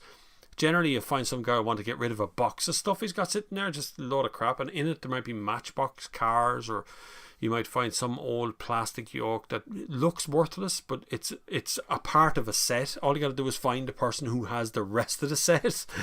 So you sell a Stephen King graphic novel because this guy has the other 129 of them, and that's the one he's missing, and so they will pay a pretty penny. And I used to do that quite regularly, but I don't do it now anymore because obviously lockdown has screwed over any of that sort of stuff. But there's still lads out there doing it on the internet for sure. But most things have been found at this stage. Powell says, Bob, how do you handle cars testing while living far from Dublin? Do employees drop off the cars? Do you have to go to Dublin every time they want to test a car? I would not during lockdown now. I haven't gone out of leash in I don't know how long. It seems like years, if I'm honest. But when lockdown lifts, I go to Dublin to collect the cars every Monday. So every Monday we swap over. Well, sometimes it has 2 or 3 cars a week, but every Monday I swap over the cars. During lockdown, car companies tend to drop me down a car. That's usually what, if they want me to test drive a car, to bring it down. Like say it brought down the what's it called, fermenter. They brought down the fermenter to me. Very professional team from automotive, of course. A hand over there at the door in plastic bags with all sprayed on the inside, and very well done. Toyota dropped down that Pro Ace van to Des Hughes Motors uptown, sealed, all cleaned up as well. So during lockdown, when I can't go, car companies still want to be talked about. So it's the handy way of doing it is just dropping the car down to me, because I can technically, as a journalist, I can go anywhere I want in the country. It's fine, but I wouldn't be on like it. I'm hardly essential. Like, it's just a car. It's not like an essential service, like a McDonald's guy feeding people or something. It's not like that. No, Batman. Andy McPhee, no Christmas decoration 447 should be the law. You're right to you. I agree entirely with my wife. You do get bored of them though, don't you? You put up Christmas decorations and you go, wow, look at all the lights. Come around, kids, see all the lights lighting up. And then like the 3rd of December, you have to remind everybody to turn the lights on. Then by like the 20th of December, it's like, I don't want to see any more lights. It's very cozy, but I'm sick of it. So it's slow return of patience level when it comes to Christmas. But we are nearly in December. It is the 22nd of November, by the way. You can, of course, support this channel any way you can. It'd be brilliant. No pressure. If you can't afford it, don't worry about it. It's okay. Don't worry about it. But there is Patreon, PayPal, and all those kind of ways down below. But if you don't want to do that, you can buy a t-shirt if you want. They're there. They're listed on streamerlinks.com/bobflavin. And there's also a charity thing. And I have to say hats off to some of the guys from here, just to update everybody. We had a charity drive recently for a girl called Lindsay. Lindsay's had cancer twice. She's after getting it a 3rd time. She's got 2 young kids. And we wanted to get her cell therapy in the hope that it might help her at least take away some bills. Okay, so we decided we're going to raise 20 grand. We bet that. We decided we're going to raise 40 grand, and now we bet that one as well. So in 2 weeks, through TikTok, through here, YouTube, everywhere else, me and a humongous group of people got together to do. Some guys drank raw eggs, other guys shaved their heads, shaved their beards off, did twerks in front of camera. Whatever it took, they auctioned themselves off and did all kinds of things to raise money. Anyway, we did it. We're over the 40 grand, and huge thanks from Lindsay, who has come onto my TikTok, of course, to thank everybody and done everything. It's been an amazing couple of weeks for the girl. It's brilliant, but I wish her all the best. I don't know how well it's going to turn out. It's terminal cancer according to what the hospital says to her, and but she's chin up and she's trying to get through the whole thing. We'll just try and make it as easy for her as possible. So hopefully money will not be her issue at the moment. I was drawing a funny comparison because the other day Dublin Zoo, who decided that they were going to just go, look, we're not making any money, we'll close the doors here, and overnight €1.5 million was raised by the general public to save the animals. Those animals wouldn't have died, of course, they would have been just shipped out somewhere else. But for animals, we'll shift £1.5 million. But for one who just needs 40 grand, it took 2 weeks. You know, it's something, money's so easy to throw away on things that we do the whole time. But it's very hard to raise money when you want to do stuff. But it was very good. We've raised the money for her. I hope she's going to turn out with a big cure in the near future, because she's a lovely woman, to be honest with you. She's just very nice. Anyway, Kevin Lucy, Volvo S40 1.8 petrol 2008. What do you think? No, very bad reputation in that car and that engine particularly. Everything I've ever heard about that Volvo has always ended in it's broke in some way or another, and I don't know why, because Volvo make really good solid cars these days, but those 2008, around that era, from 2006 onwards, it's a bit dodgy in there. The timing belt breaks in them, they leak oil, the gearbox goes in them, you know, just they're big things that go in them as well. And I think that's why I got rid of that car and stopped talking about it, actually. So I'd avoid Volvo S40. They're cheap. They look cheap on the market. I've seen them on Dundee and stuff. They look very reasonably priced, and that's for a reason, usually, because other 2008 cars would be more expensive than that. Shane D 209. Well, Bob, what car did you drive day to day? Whatever's on the press feed. Right now, I'm driving the Toyota Pro Ace. I can't get out, but I love it. I drop the kids at school and tell the wife to stay at home. It's absolutely deadly. But we're all kind of back, like there's only a week left of lockdown or so. That's pretty much it. We should be back out again. And there's a fierce drive on right now to finish lockdown, like now, you know, get it over and done with. So I'll probably be driving something else in the near future, but right now it's a Toyota Pro S. I have a Peugeot 508 PHEV as well, but my own car is a 2006 Seat Leon, and I have no intention of changing that just yet.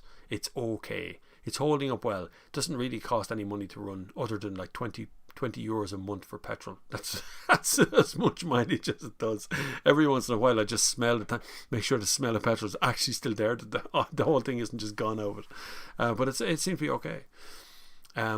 Twin deck with high speed dubbing button was epic. That's right. Remember, you can record one deck to the other using high speed dubbing, which means instead of having to listen to the whole thing to record it, you could do it at twice the speed, which is really good. It's a shame how, like, Spotify and streaming services are brilliant. I use them myself, but it's still taken away that kind of going to the shop to buy the one thing and bring it home with you and listen and be excited on launch day of this album you bought. And like, I bought Billy Idol album, I bought Michael Jackson's album, I bought Terence Trent D'Arby, I bought Kate Bush, Hounds of Love, all that stuff. I bought them all on record, on LPs.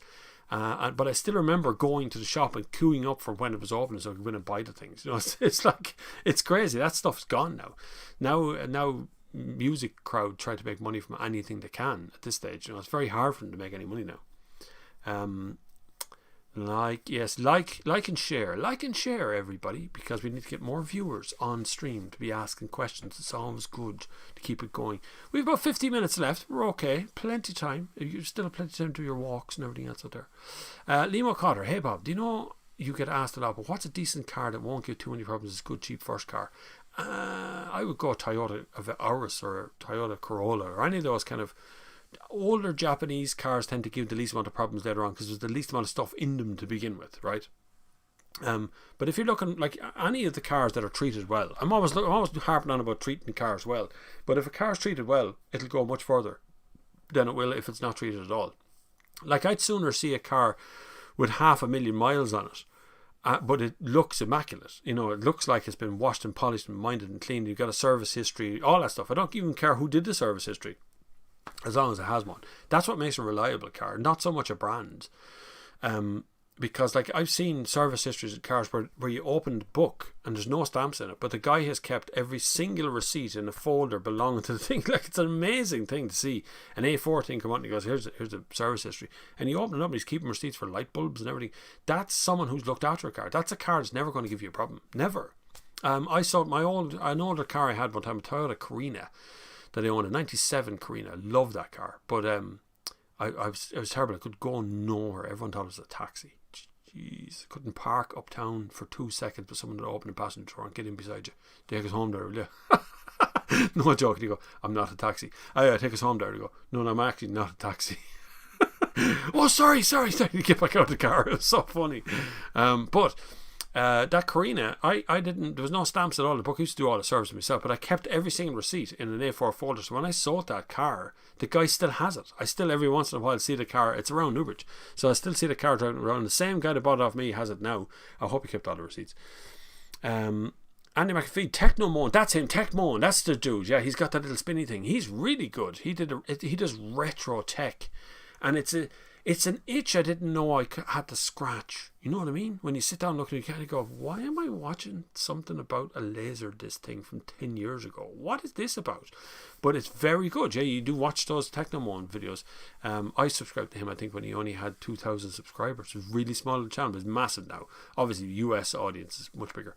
But yeah, Techmone, very, very good channel. Worth to subscribe if you want to see something that's really interesting, particularly about VHS or BBC Micro, Spectrum 6, any of those kind of old things that you might have seen around the 80s. Joshua says, Bob, I could listen to you all day, thank you very much, about anything and not get bored. What did you do before car reviews, and how did you get involved in reviewing cars? Well, that's kind of weird, because I was always in the kind of car industry, and I worked in main dealers, and I worked in bars for a while. I was a head barman at Swifts in Newbridge, but that, I think, is where I got the idea of talking to people out loud. Being a barman teaches you how to analyse people and see how things are going around you. But then I got a job in Newbridge Auto Parts, and I was there for a good while, and another company poached me from there called Equality at Newbridge, Crowd and Nace. We used to do bathroom wear stuff, so I became a purchase manager for bathroom wear, and that's where that started from. And from there, there's my wife now has to find another way around the room, which is kind of weird, isn't it, for the coffee, just to find a different way into the room. Just sneak up behind us, and now she's there. But then I moved into Equality as a purchase manager, but in 2008, 2009, when the property crash happened, boom, they went out of business because it was builders stuff. And I got a nice little redundancy out of it, but I was sitting back with a brand new baby, brand new house, and more or less a brand new car, and no prospect of a job. Absolutely nothing to be had. And I thought I'd start a website, but I didn't know what to start. Everyone else started a website, blogs and things. And I just started a website. And I want cars. And I always loved cars. So I was always into cars, always into Top Gear, always into reviews, used to buy the magazines, did all the Auto Express, all bundles of the Yorks. So started a website reviewing cars. Then I rang the local dealership, Downey's, here in the town, and did a deal with a man to review a couple of second-hand cars in text. But when I started doing that, I realised there's so many other crowds doing that I need to do something else. So I thought, right, I'm going to get my video camera and make videos about how to review cars. I'd watched enough Top Gear, so I started making videos, and that I haven't looked back since. But I started without prompt. It only took about 6 weeks of reviews before the car companies themselves started emailing me going, we really like what you're doing, do you want a car? And one winter, I can't remember what year it was, but one winter I suddenly had Renault, Fiat, something. And it just kept going on, and there was gaps in my diary. I had to take buses and everything at the beginning and make my own way home. I was in the first new motor church long years. So the best thing you do, Joshua, is just start. If you really want to do something, you really want to be something, just do it. Don't be asking permission to do it or planning it or nothing. Just go at it and see what happens. Patience is a key. If I could say that I'm even remotely successful now, that would have only happened in the last 2 or 3 years. Before that, there was little bits of success, but not anything as focused as the last 2 or 3 years. And particularly this year has changed everything about how I'm operating and working and doing stuff, and it's working very well. So it takes patience, a lot of patience, a lot of time. A good channel to subscribe to, if you don't mind a drone on it, is Gary V. Garyvee. Go check him out. He does that sort of motivational stuff but he's pretty straight down the line. It's like, just start, don't think, just do it and concentrate, put your full effort into it. In a few years' time, you'll be fine. William O'Connor, BMW 5 Series Estate 2014 or Audi A8 Quattro. A8? They're pretty different cars. The A8 is a limousine type car, and if you buy the one that isn't long wheelbase, it actually drives a bit like an A6, but just bigger, so it feels nice. It is a lovely car. There's some beautiful stuff in it as well to be actually driving around in, and I would sooner have that than buy a 5 Series Estate. But I do have a great soft spot for BMW Estates, but I think the 3 Series Estate is a nicer car, if I'm honest. 5 Series okay, M5 is lovely. But I'd buy the Audi A8 Quattro because it is a limousine. You're buying a much kind of higher up spec car than the 5 Series. Oh my god, the coffee's lovely. Anyway, Thomas Hyler says, I remember Laserdisc too. Yeah, me too. Good morning to New Orleans. There's New Orleans checking in. Be Kind, Rewind. That's a movie with Jack Black, no? That movie, Rewind. It's a movie, but imagine that movie cannot be made now. You think about that. That's a movie that was made in our lifetimes, in the 80s or 90s, about VHS rental and the stuff that used to go on inside the shops. And that movie can't be made anymore. It's gone now because Be Kind, Rewind is... my wife's going for a run. Now, see? You think you're fit, right? I've been out for a run this morning. Right? You know, you have to be fit. But yeah, you can't make that movie anymore, that Be Kind, Rewind. It'll be gone because we don't have those shops anymore. Even up in the town in Portlaoise, there's a vegetable shop that faces a wall now that's been papered over and blanked out and stuff. But that was actually the last Extravision. Was it Extravision or Chartbusters or something was there? That was the last of the shops. That's not that long gone. Like, it's very recently gone. So it's kind of weird to say that we never have that ever again. Be Kind, Rewind stuff. Warren Savage, Bob, any help? PCP on 1.5 Insignia SRI is up in February, which I really like, by the way. Looking around between ID3, more up front, but overall cost to run. Golf style petrol or Leon FR1. So the Leon FR is a bit hard on suspension, I think. There's an excellence model which has a better, much better suspension. It's much nicer suspension. The Golf style is really good, but it does look a bit like a Golf 7 on the side, and it's a funny looking droopy front to it. I wouldn't be...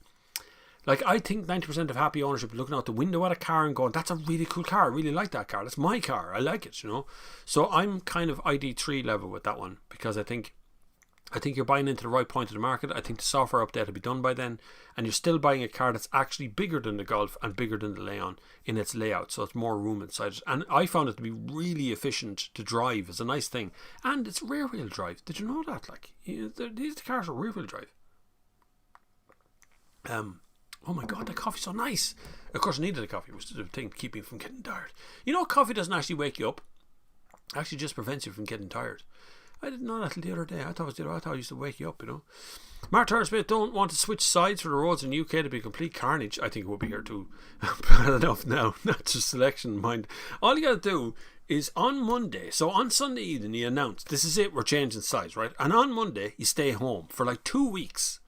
You do it during lockdown, and by the time the 2 weeks are up, everyone who was going to crash crashed, and everyone else who's gotten used to it just gotten used to it, and the natural selection effort will have taken over. You'll have it sorted, no bother. Then you come out on the road, and immediately you crash because you're on the wrong side of the road straight away. VW, I love that username because that sounds like W.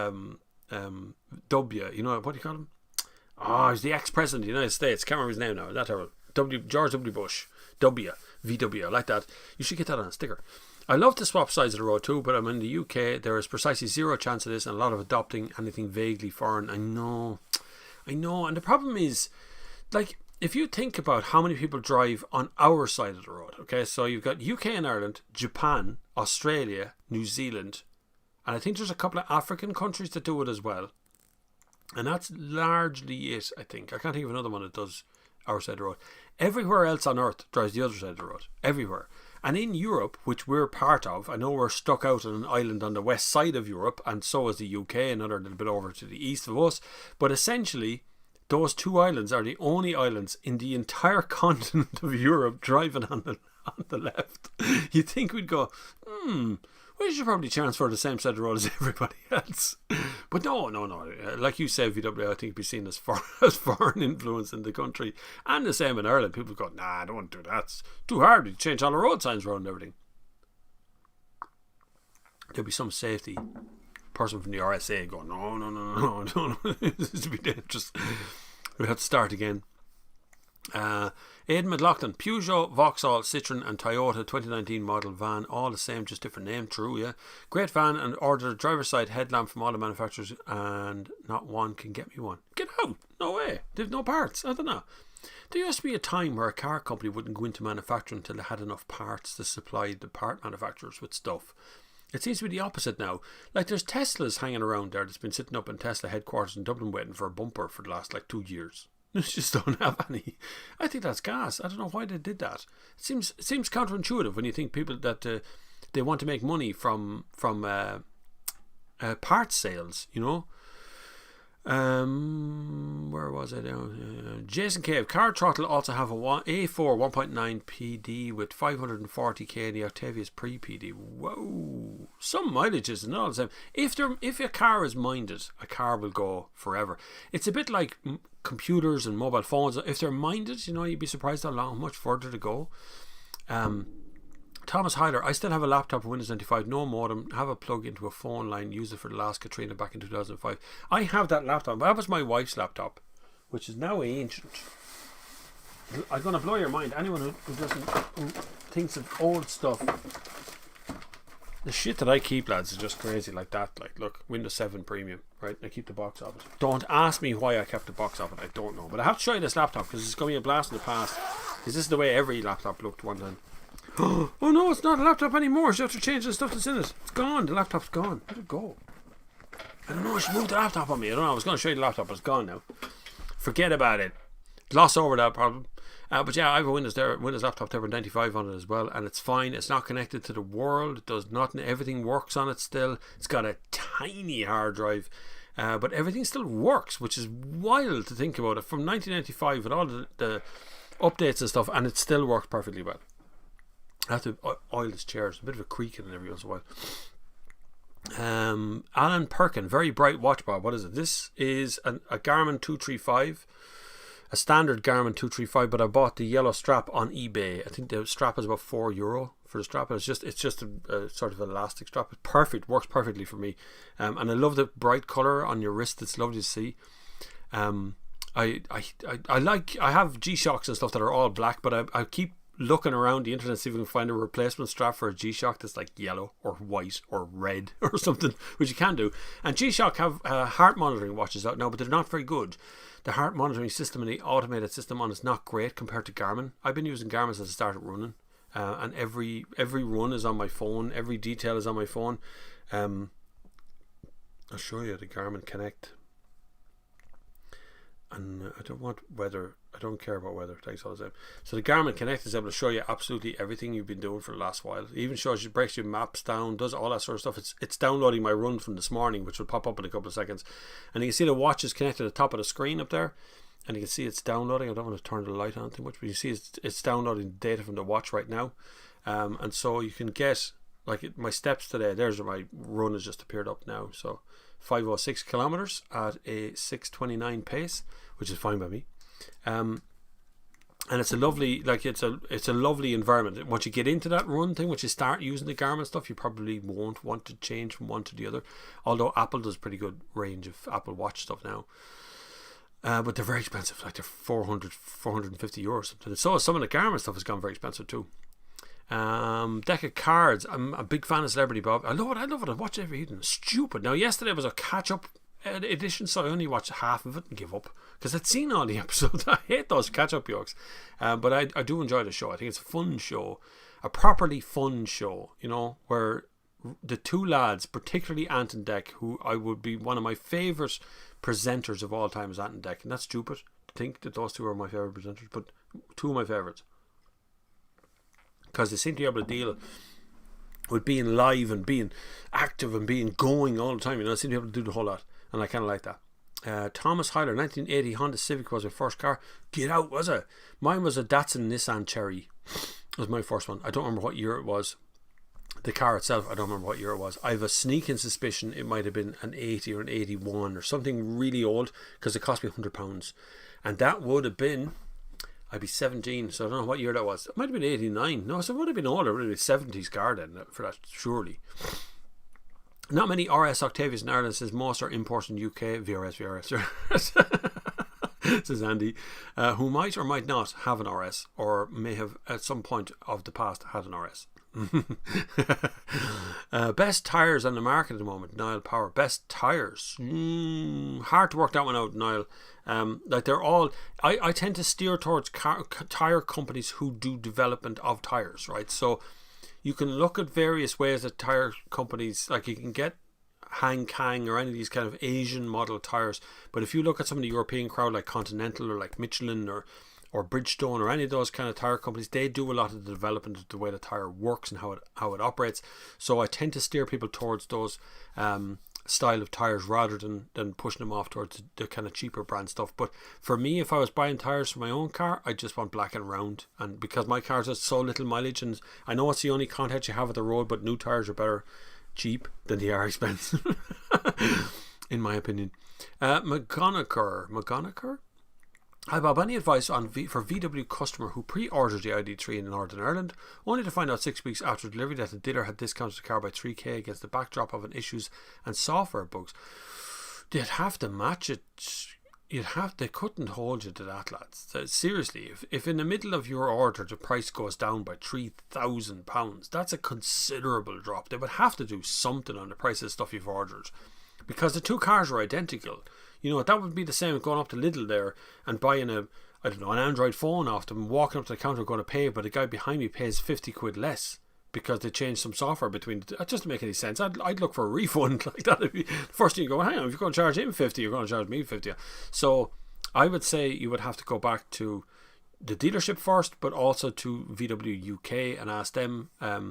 I'm assuming you were dealing with VW UK from Northern Ireland, so I'd go back and start asking them. There's no way they can change the price of the car like that in the middle of your order downwards and still charge you the same amount of money. I wouldn't imagine so. Maybe it's in the terms and conditions though. Wizardon, hi Bob, what's your opinion on the new Ford Focus 1.5 diesel? Thinking of buying a new one 2021. Diesel is more suited for my needs regarding mileage. Yeah, it's pretty good. It's okay. I don't really like the look of the Ford Focus. It's really colour dependent, I find. Like you see one, it looks really good, but it's red or like orange or something, and then you see another one in blue or standard black or something, and it just looks kind of miserable. But the car itself should be okay. 1.5 diesel is not a bad engine. You might not find the fuel economy is the best on motorways, but the rest of them are pretty good. You know, around town and stuff as a diesel car, they're pretty good, or lower kind of 100 km an hour or 60 mile an hour zones, they'll be fine. But on a motorway they struggle a little bit because you need the extra gear up there and more torque from. But they're a fine car, yeah, for sure. Zach O'Sullivan, opinion on R33 GSST GTR. My God, what a list of letters you've thrown in there. But the GTR is very cool. I will have a GTR in the near future, a 10-year-old one, for a bit of a spin around for a special video that I'm making. But yes, they are all super cool. All GTR are super cool, but they are all super expensive to run. If anything goes wrong with them, you're going to find really difficult to get parts. Particularly if it's a big part, because they're gone out of manufacturing. You still get parts, you won't get many of them. You'll be waiting for an order from Japan on parts, a lot of that stuff. But they are super cool cars for sure. But a dying breed, unfortunately. Lee O'Brien, they did a software update in the Tesla that gave it about 50 brake horsepower extra apparently, which is insane if that's the future. It is definitely the present and the future, unfortunately. We had this discussion on TikTok as well, as I pointed out that like my old 15-year-old Seat Leon can't be shut down remotely or anything. There's nothing that a car company can do to that car without physically standing beside it, because it's not connected to anything. It's barely connected to itself, let alone connected to the internet. But modern day electric cars particularly seem to get over-the-air software updates. They seem to get all kinds of things happen to them. And that's not the first time Tesla did stuff to a car. When the fires were on in LA and people were trying to get out of the area, Tesla upped the range of the Model 3 and Model S's and Model X's. They made the range bigger by a software update.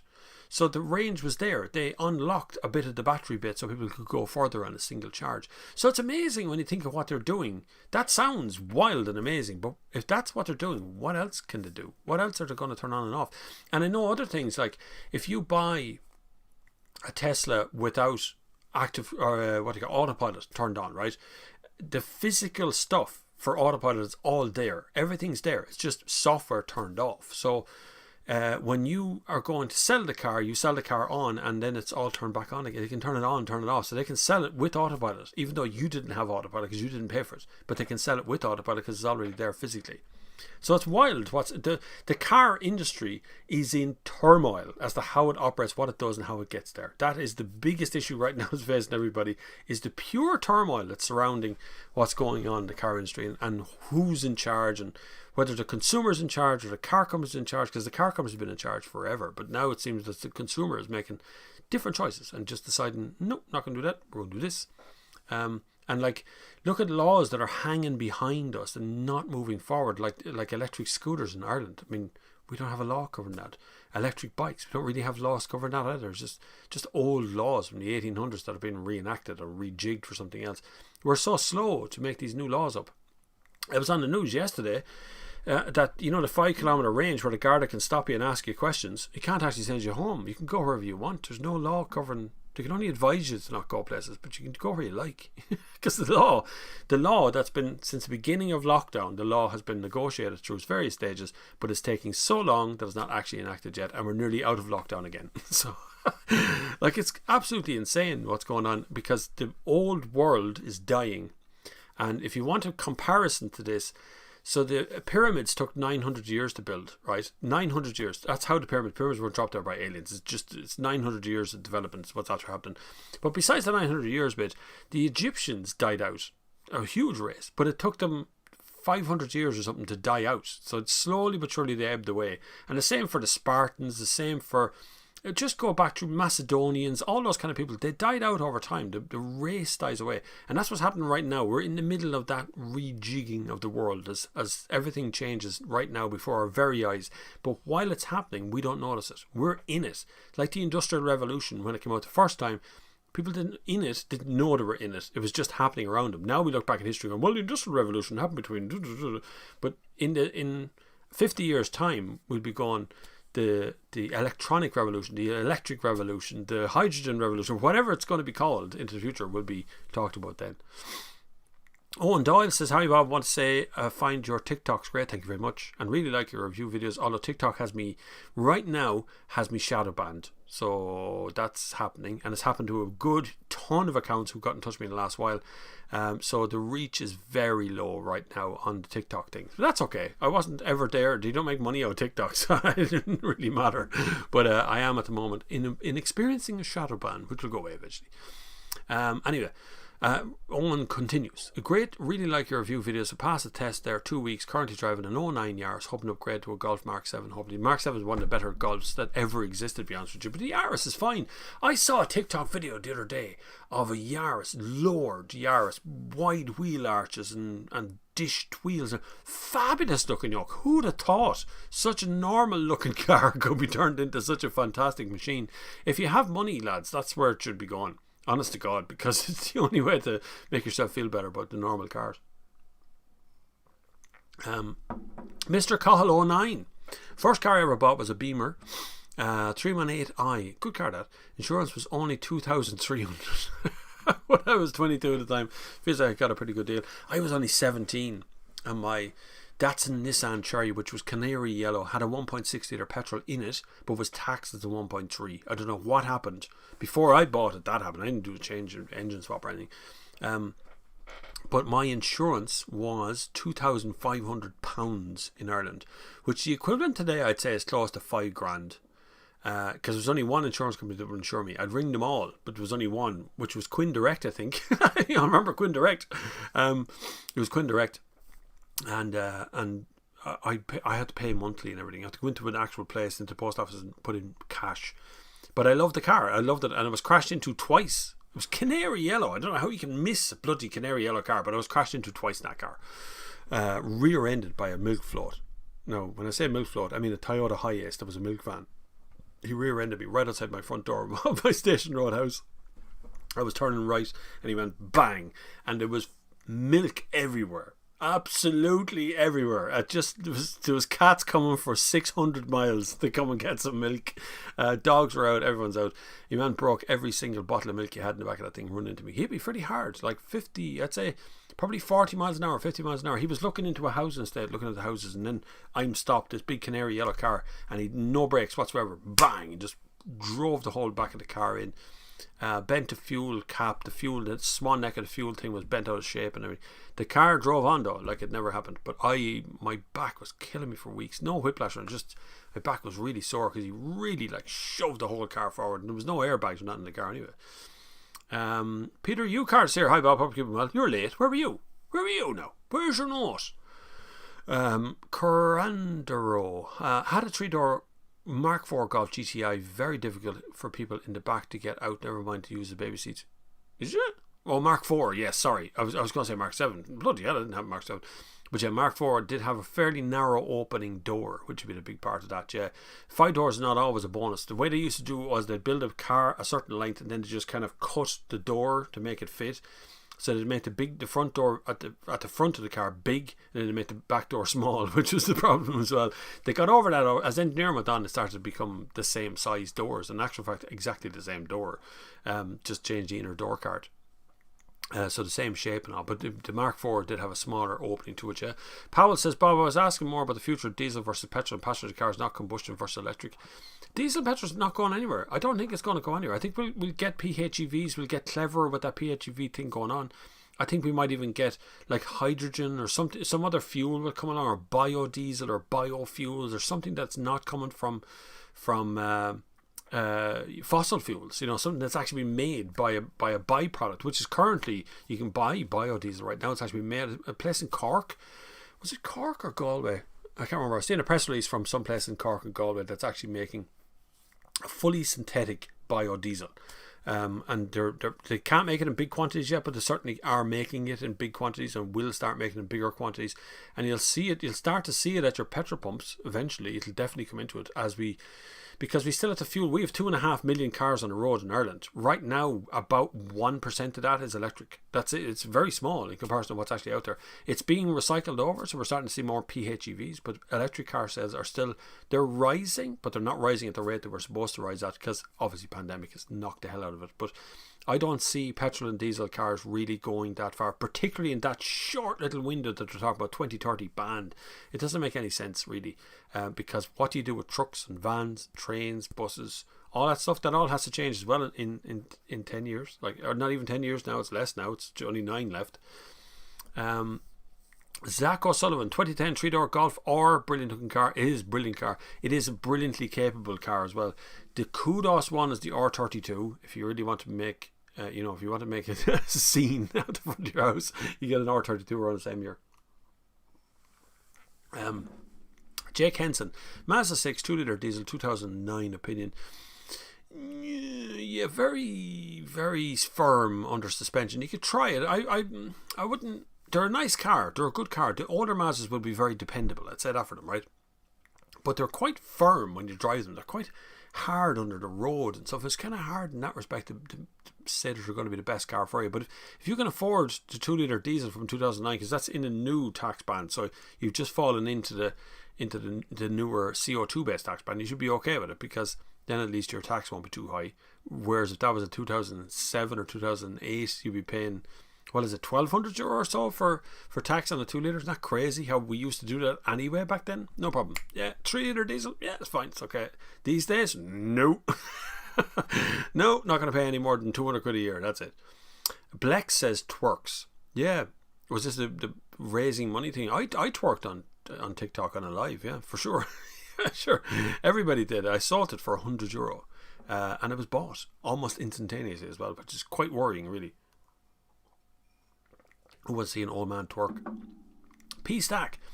Bob, can you tell me what the story is about the Tesla Model S in Sandyford that was repaired for over a year? There's that one. Let's come up as well. Yeah, that's waiting for a bumper, I believe. Tesla don't, and they said it at the very beginning, they only make enough parts for the cars that are going for customers, for sale. So they don't make reserve parts for spare parts. So when a spare part is needed, you just got to wait until they produce it.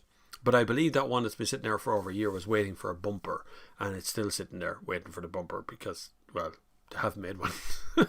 And you see, all those cars are made in the US, so the problem is little old Ireland in the middle of Sandyford is a very, very small bit of what Tesla will be doing for sales wise. So you'd be way down the list of, I don't know where the owner is, but I don't know if the owner, I'm assuming the owner has a different car, because you'd hardly be holding on to a Tesla Model S for a guy for 12 months and not giving him a car to look at. Where was I? The butcher has landed. Heard my 8 and 6 year old in the back seats of the S-Max talking, which would you like better, an S-Max of Daddy's racing car or an 1993 R32 GTR or the same S-Max? Best me too. S-Max, yeah, I know, it's lovely. I know the R32 is, they're a brilliant car, but it's not something you're going to drive on a daily basis. You could, but you really would have to change absolutely everything about your life to make it work the whole time. And it just costs a fortune. And even like tires are very expensive. Everything is very expensive for anything GTR, anything old Nissans. But like as technology goes, they are a triumph of incredible power and everything else that happens. It's just an amazing yacht to drive around in. And I'm going to be getting a 2010 one for a while and have a little spin in that front place. So I'll see if I can get everybody. If lockdown is ended, we might actually be able to meet up and talk to people. Wouldn't it be great? I love that. Actually meeting people would be really nice, because I met a lovely man outside of Aldi. TikTok has changed how I can move around Portlaoise these days, but I met a lovely man outside of Aldi who came running over from across but we both had masks on. We were both trying to figure out who. He's just saying, I love your TikToks and your videos are deadly. We're trying to figure out how he could fist bump or take a selfie around.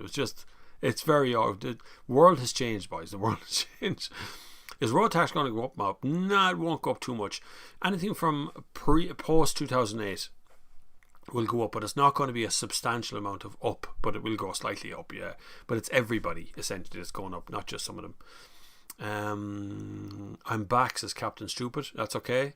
Andy McPhee says, have you ever seen any of those vids on YouTube where it's got today's kids sat in front of something like a Windows 95 PC and they can't even turn it on, or a TV and a VHS player and trying to make it play? What I seen was a young kid sat down in front of a phone, a dial phone. You pick up the phone, put it in your ear, and you dial the number by turning a big dial on the front of it, which is what I remember as our first phone at home.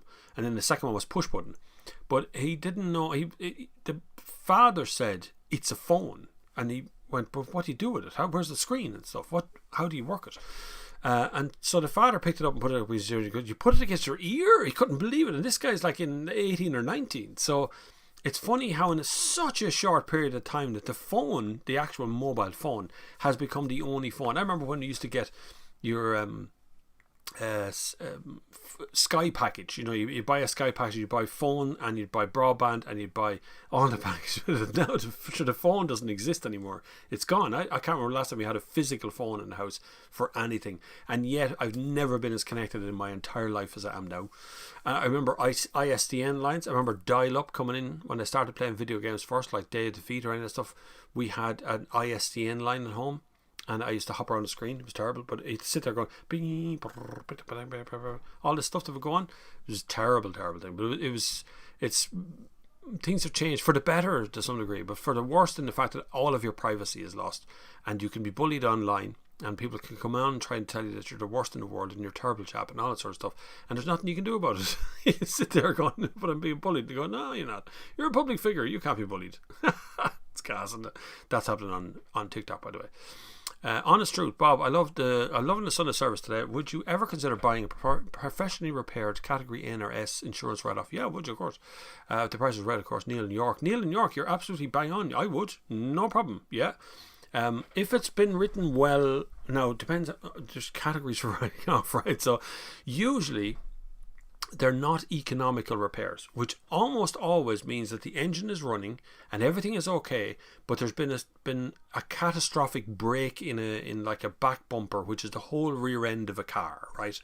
So it's been hit in the back, maybe a small whack, but the bumper itself is going to cost it $4,000 or $5,000 or something on insurance. To go, no, it's just not worth our while touching that yoke.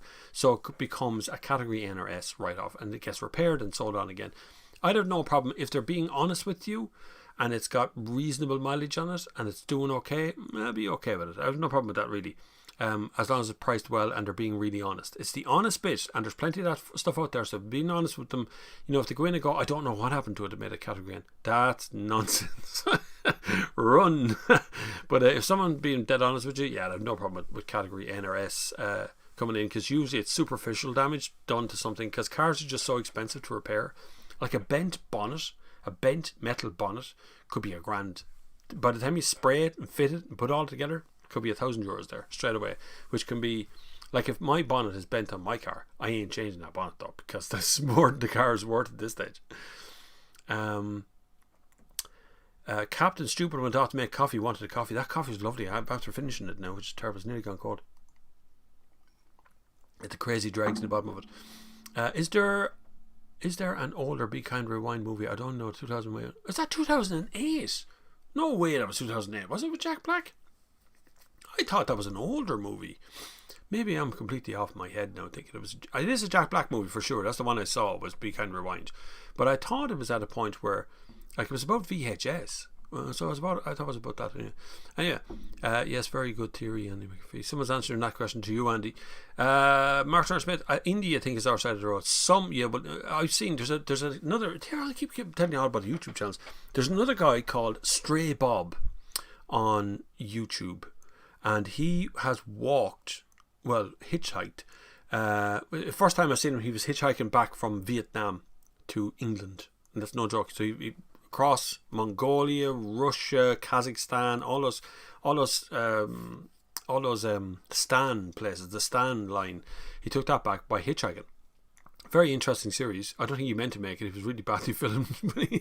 But since then, he's gone on over to India, and he's walking across it from one coast to coast, I think, or some part of it. He's walking across the whole thing, but he's walking and he's not doing it. But he films the traffic, which, lads, honest to God, driving in India is like chaos. It's like chaos personified. I'd love to go over and have a spin at it, just see what it's like.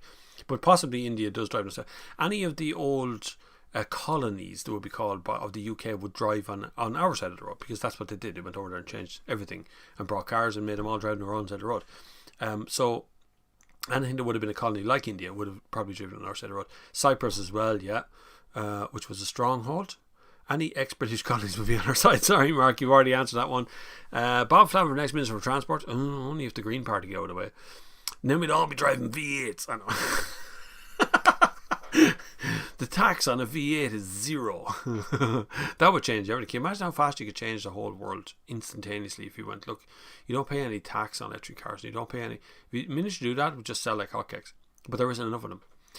Zach O'Sullivan, what do you think of the Mark II Focus RS? Mark II, that's a firm car. Now, that's also a very thirsty car. So that's got the big old, I think it's a 2.3 or 2 point something or other engine that's in there. Now, it's a very, very expensive car to run, because it's got, like, everything needs to be servicing that very carefully. That's what Mark II was like on the Focus. Not so much anymore, but it's very powerful, it's very good, and it's definitely worth your time collecting, for sure, if you can get a good one. But it'll be ragged being a Mark II. Luke Gibbs, need a front bumper for a Fiesta, but can't source one that isn't in worse condition than the current. Have you tried the scrapyard, the one that's out the road here? Whelan's is called. They're pretty good on parts like that. They really are. And usually it's already off the car. So when you go out there, it's they don't have to go start rooting around inside of scrapyard areas. They'll take it off for you. Give them a ring. Whelan's something repair. No, Whelan's something. It's a scrapyard anyway, here in the edge of Portlaoise. Cross Tartarian has joined the chat. Landon in on nowhere, 3:26 p.m. India drive on the left as well. Switch on the side of the road is unlikely to face the same opposition Ireland and UK. I know we had not issues with the switch over from miles to kilometre. I know that only took. Well, I can still remember. I got to live with when that change happened. I got to live with an older man who had the RSA had sent out little stickers to stick on your speedo, so you could stick 100 kilometres. You could see it was 100 kilometres an hour was on the 60, you know. And you put it was funny, the little stickers on his speedo, on the outside of his speedo. But yeah, we can easily, like, it's not that hard. It would not be that hard to change over to the side of the road.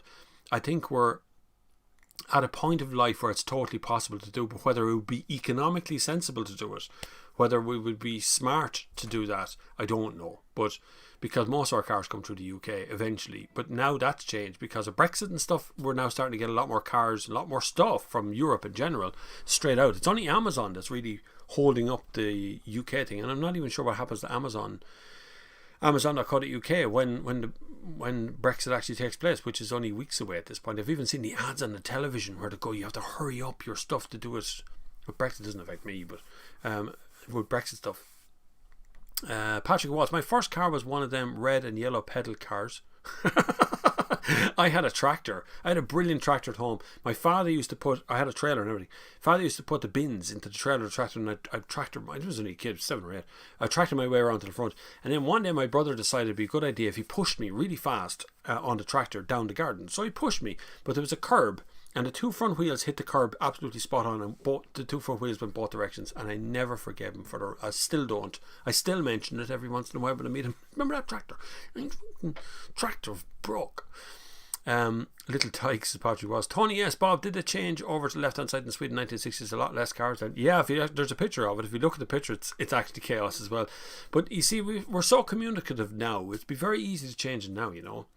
Between internet ads and Twitter and Facebook and TikTok and YouTube and all that stuff, and then television and radio and a whole lot, you could actually have everybody informed. When it changed in the 60s, you just did it by radio and newspaper, so not everybody got the memo, you know. So you come out on a Tuesday morning, it's like, hang on, we drove the other side of the road yesterday, no? So it's like this moment of panic, but I think we could definitely do it, and you could, like, there's benefits to that. You could save an awful lot of money on buying your car. And car prices would go down, and the UK would want our used cars really quickly because they're the wrong way around. You know, the cars we have now, the steering wheel's on the wrong side. And I was driving a Fermentor recently, sitting on the left hand side of the car, and it's not much more of a problem. It really isn't. It's pretty straightforward, trundle about in a left hand drive car. Your passenger feels very close to the traffic, and my wife kept putting her hands up, like, "Whoa, fuck, it's on the wrong side of the car." So you do feel very close to the curb and stuff. It's the only thing. Hellhound, are there any cars from the past that you would like to review today, or do a then and now style review? Mark 1 Golf, Mark 8 Golf. I'd love any of that. I'm really into the history of a vehicle as it got there, so I would love if I could find a Mark 1 version of something and then find its current model of the car. Even something like, I tell you what, the 2 I'd love to do right now, because they make no sense whatsoever, would be Puma. The Puma car, the current one right now, is a small SUV. The original one was a small hatchback. It didn't make any sense to reenact the Puma thing. But I'd love to show the history of what brought the Puma around in the first place, and how Steve McQueen got involved in the Puma racing and the rally car, all that, and then just went bang, and just they stopped doing it and went straight over to something else entirely.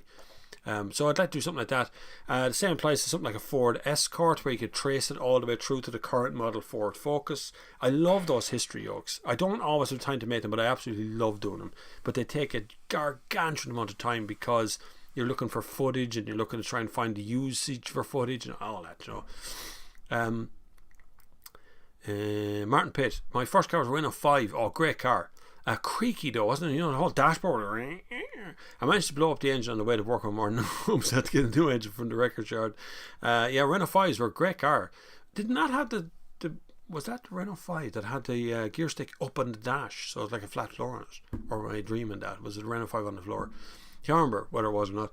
My first car was a navy blue Ford Escort 1981, a long time ago. Yeah, I know, it gets there, doesn't it? Andy McAfee, RHT is used in 165 countries and territories, with the remaining 75 countries and territories using left-hand T, whatever it is. Countries that use left-hand account for about a sixth of the world's land area.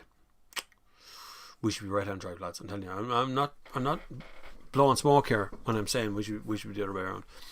With about a third of its population and a quarter of its roads, in 1919, 104 of the world's territories were left-hand drive, and the equal number were right-hand drive. Between 1919 and 1986, 34 of the left-hand drive territories switched.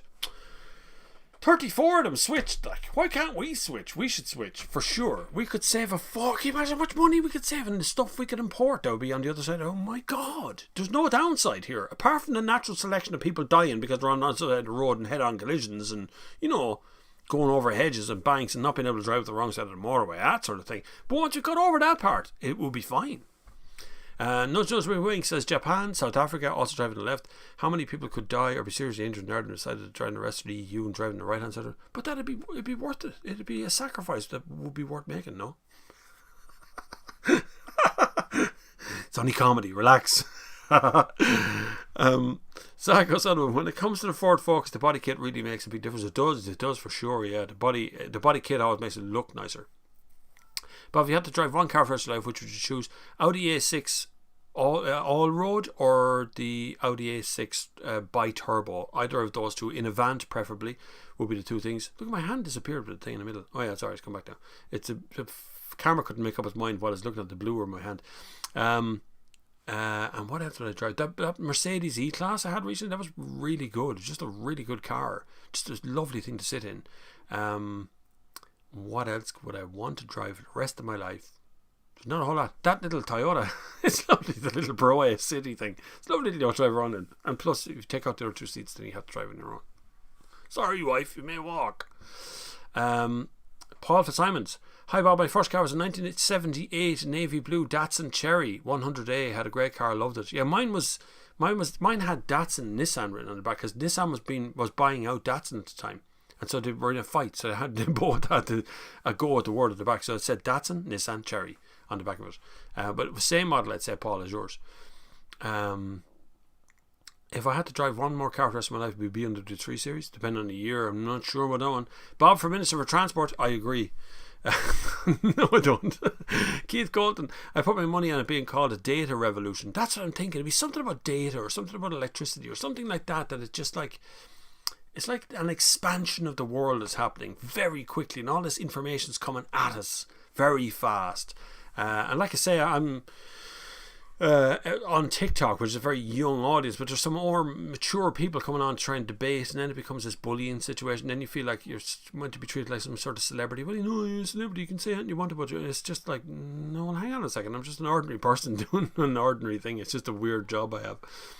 Annie McPhee says, I remember Quinn Direct Insurance's HQ had a front door, a long counter with staff there, and you could manage policy over the counter. It was always a queue. Yeah, that was the good old days of having to actually go into an insurance company. We still have them here. Not Allianz. Is it AXA or someone still has physical offices you can go into for insurance? Which that's a 2-door, or it's a 4-door, 5-door. It was a hatchback, 5-door. And it actually had, did it have up and down or in and out on the steering wheel? I can't remember if it had rake or reach on the steering wheel. I think it was rake it had in the steering wheel, which was like an optional extra. And I had a tape deck, which I put in. It didn't have a tape deck when I got it. It had a radio, just an ordinary tune-in AM FM radio was there when I got it first.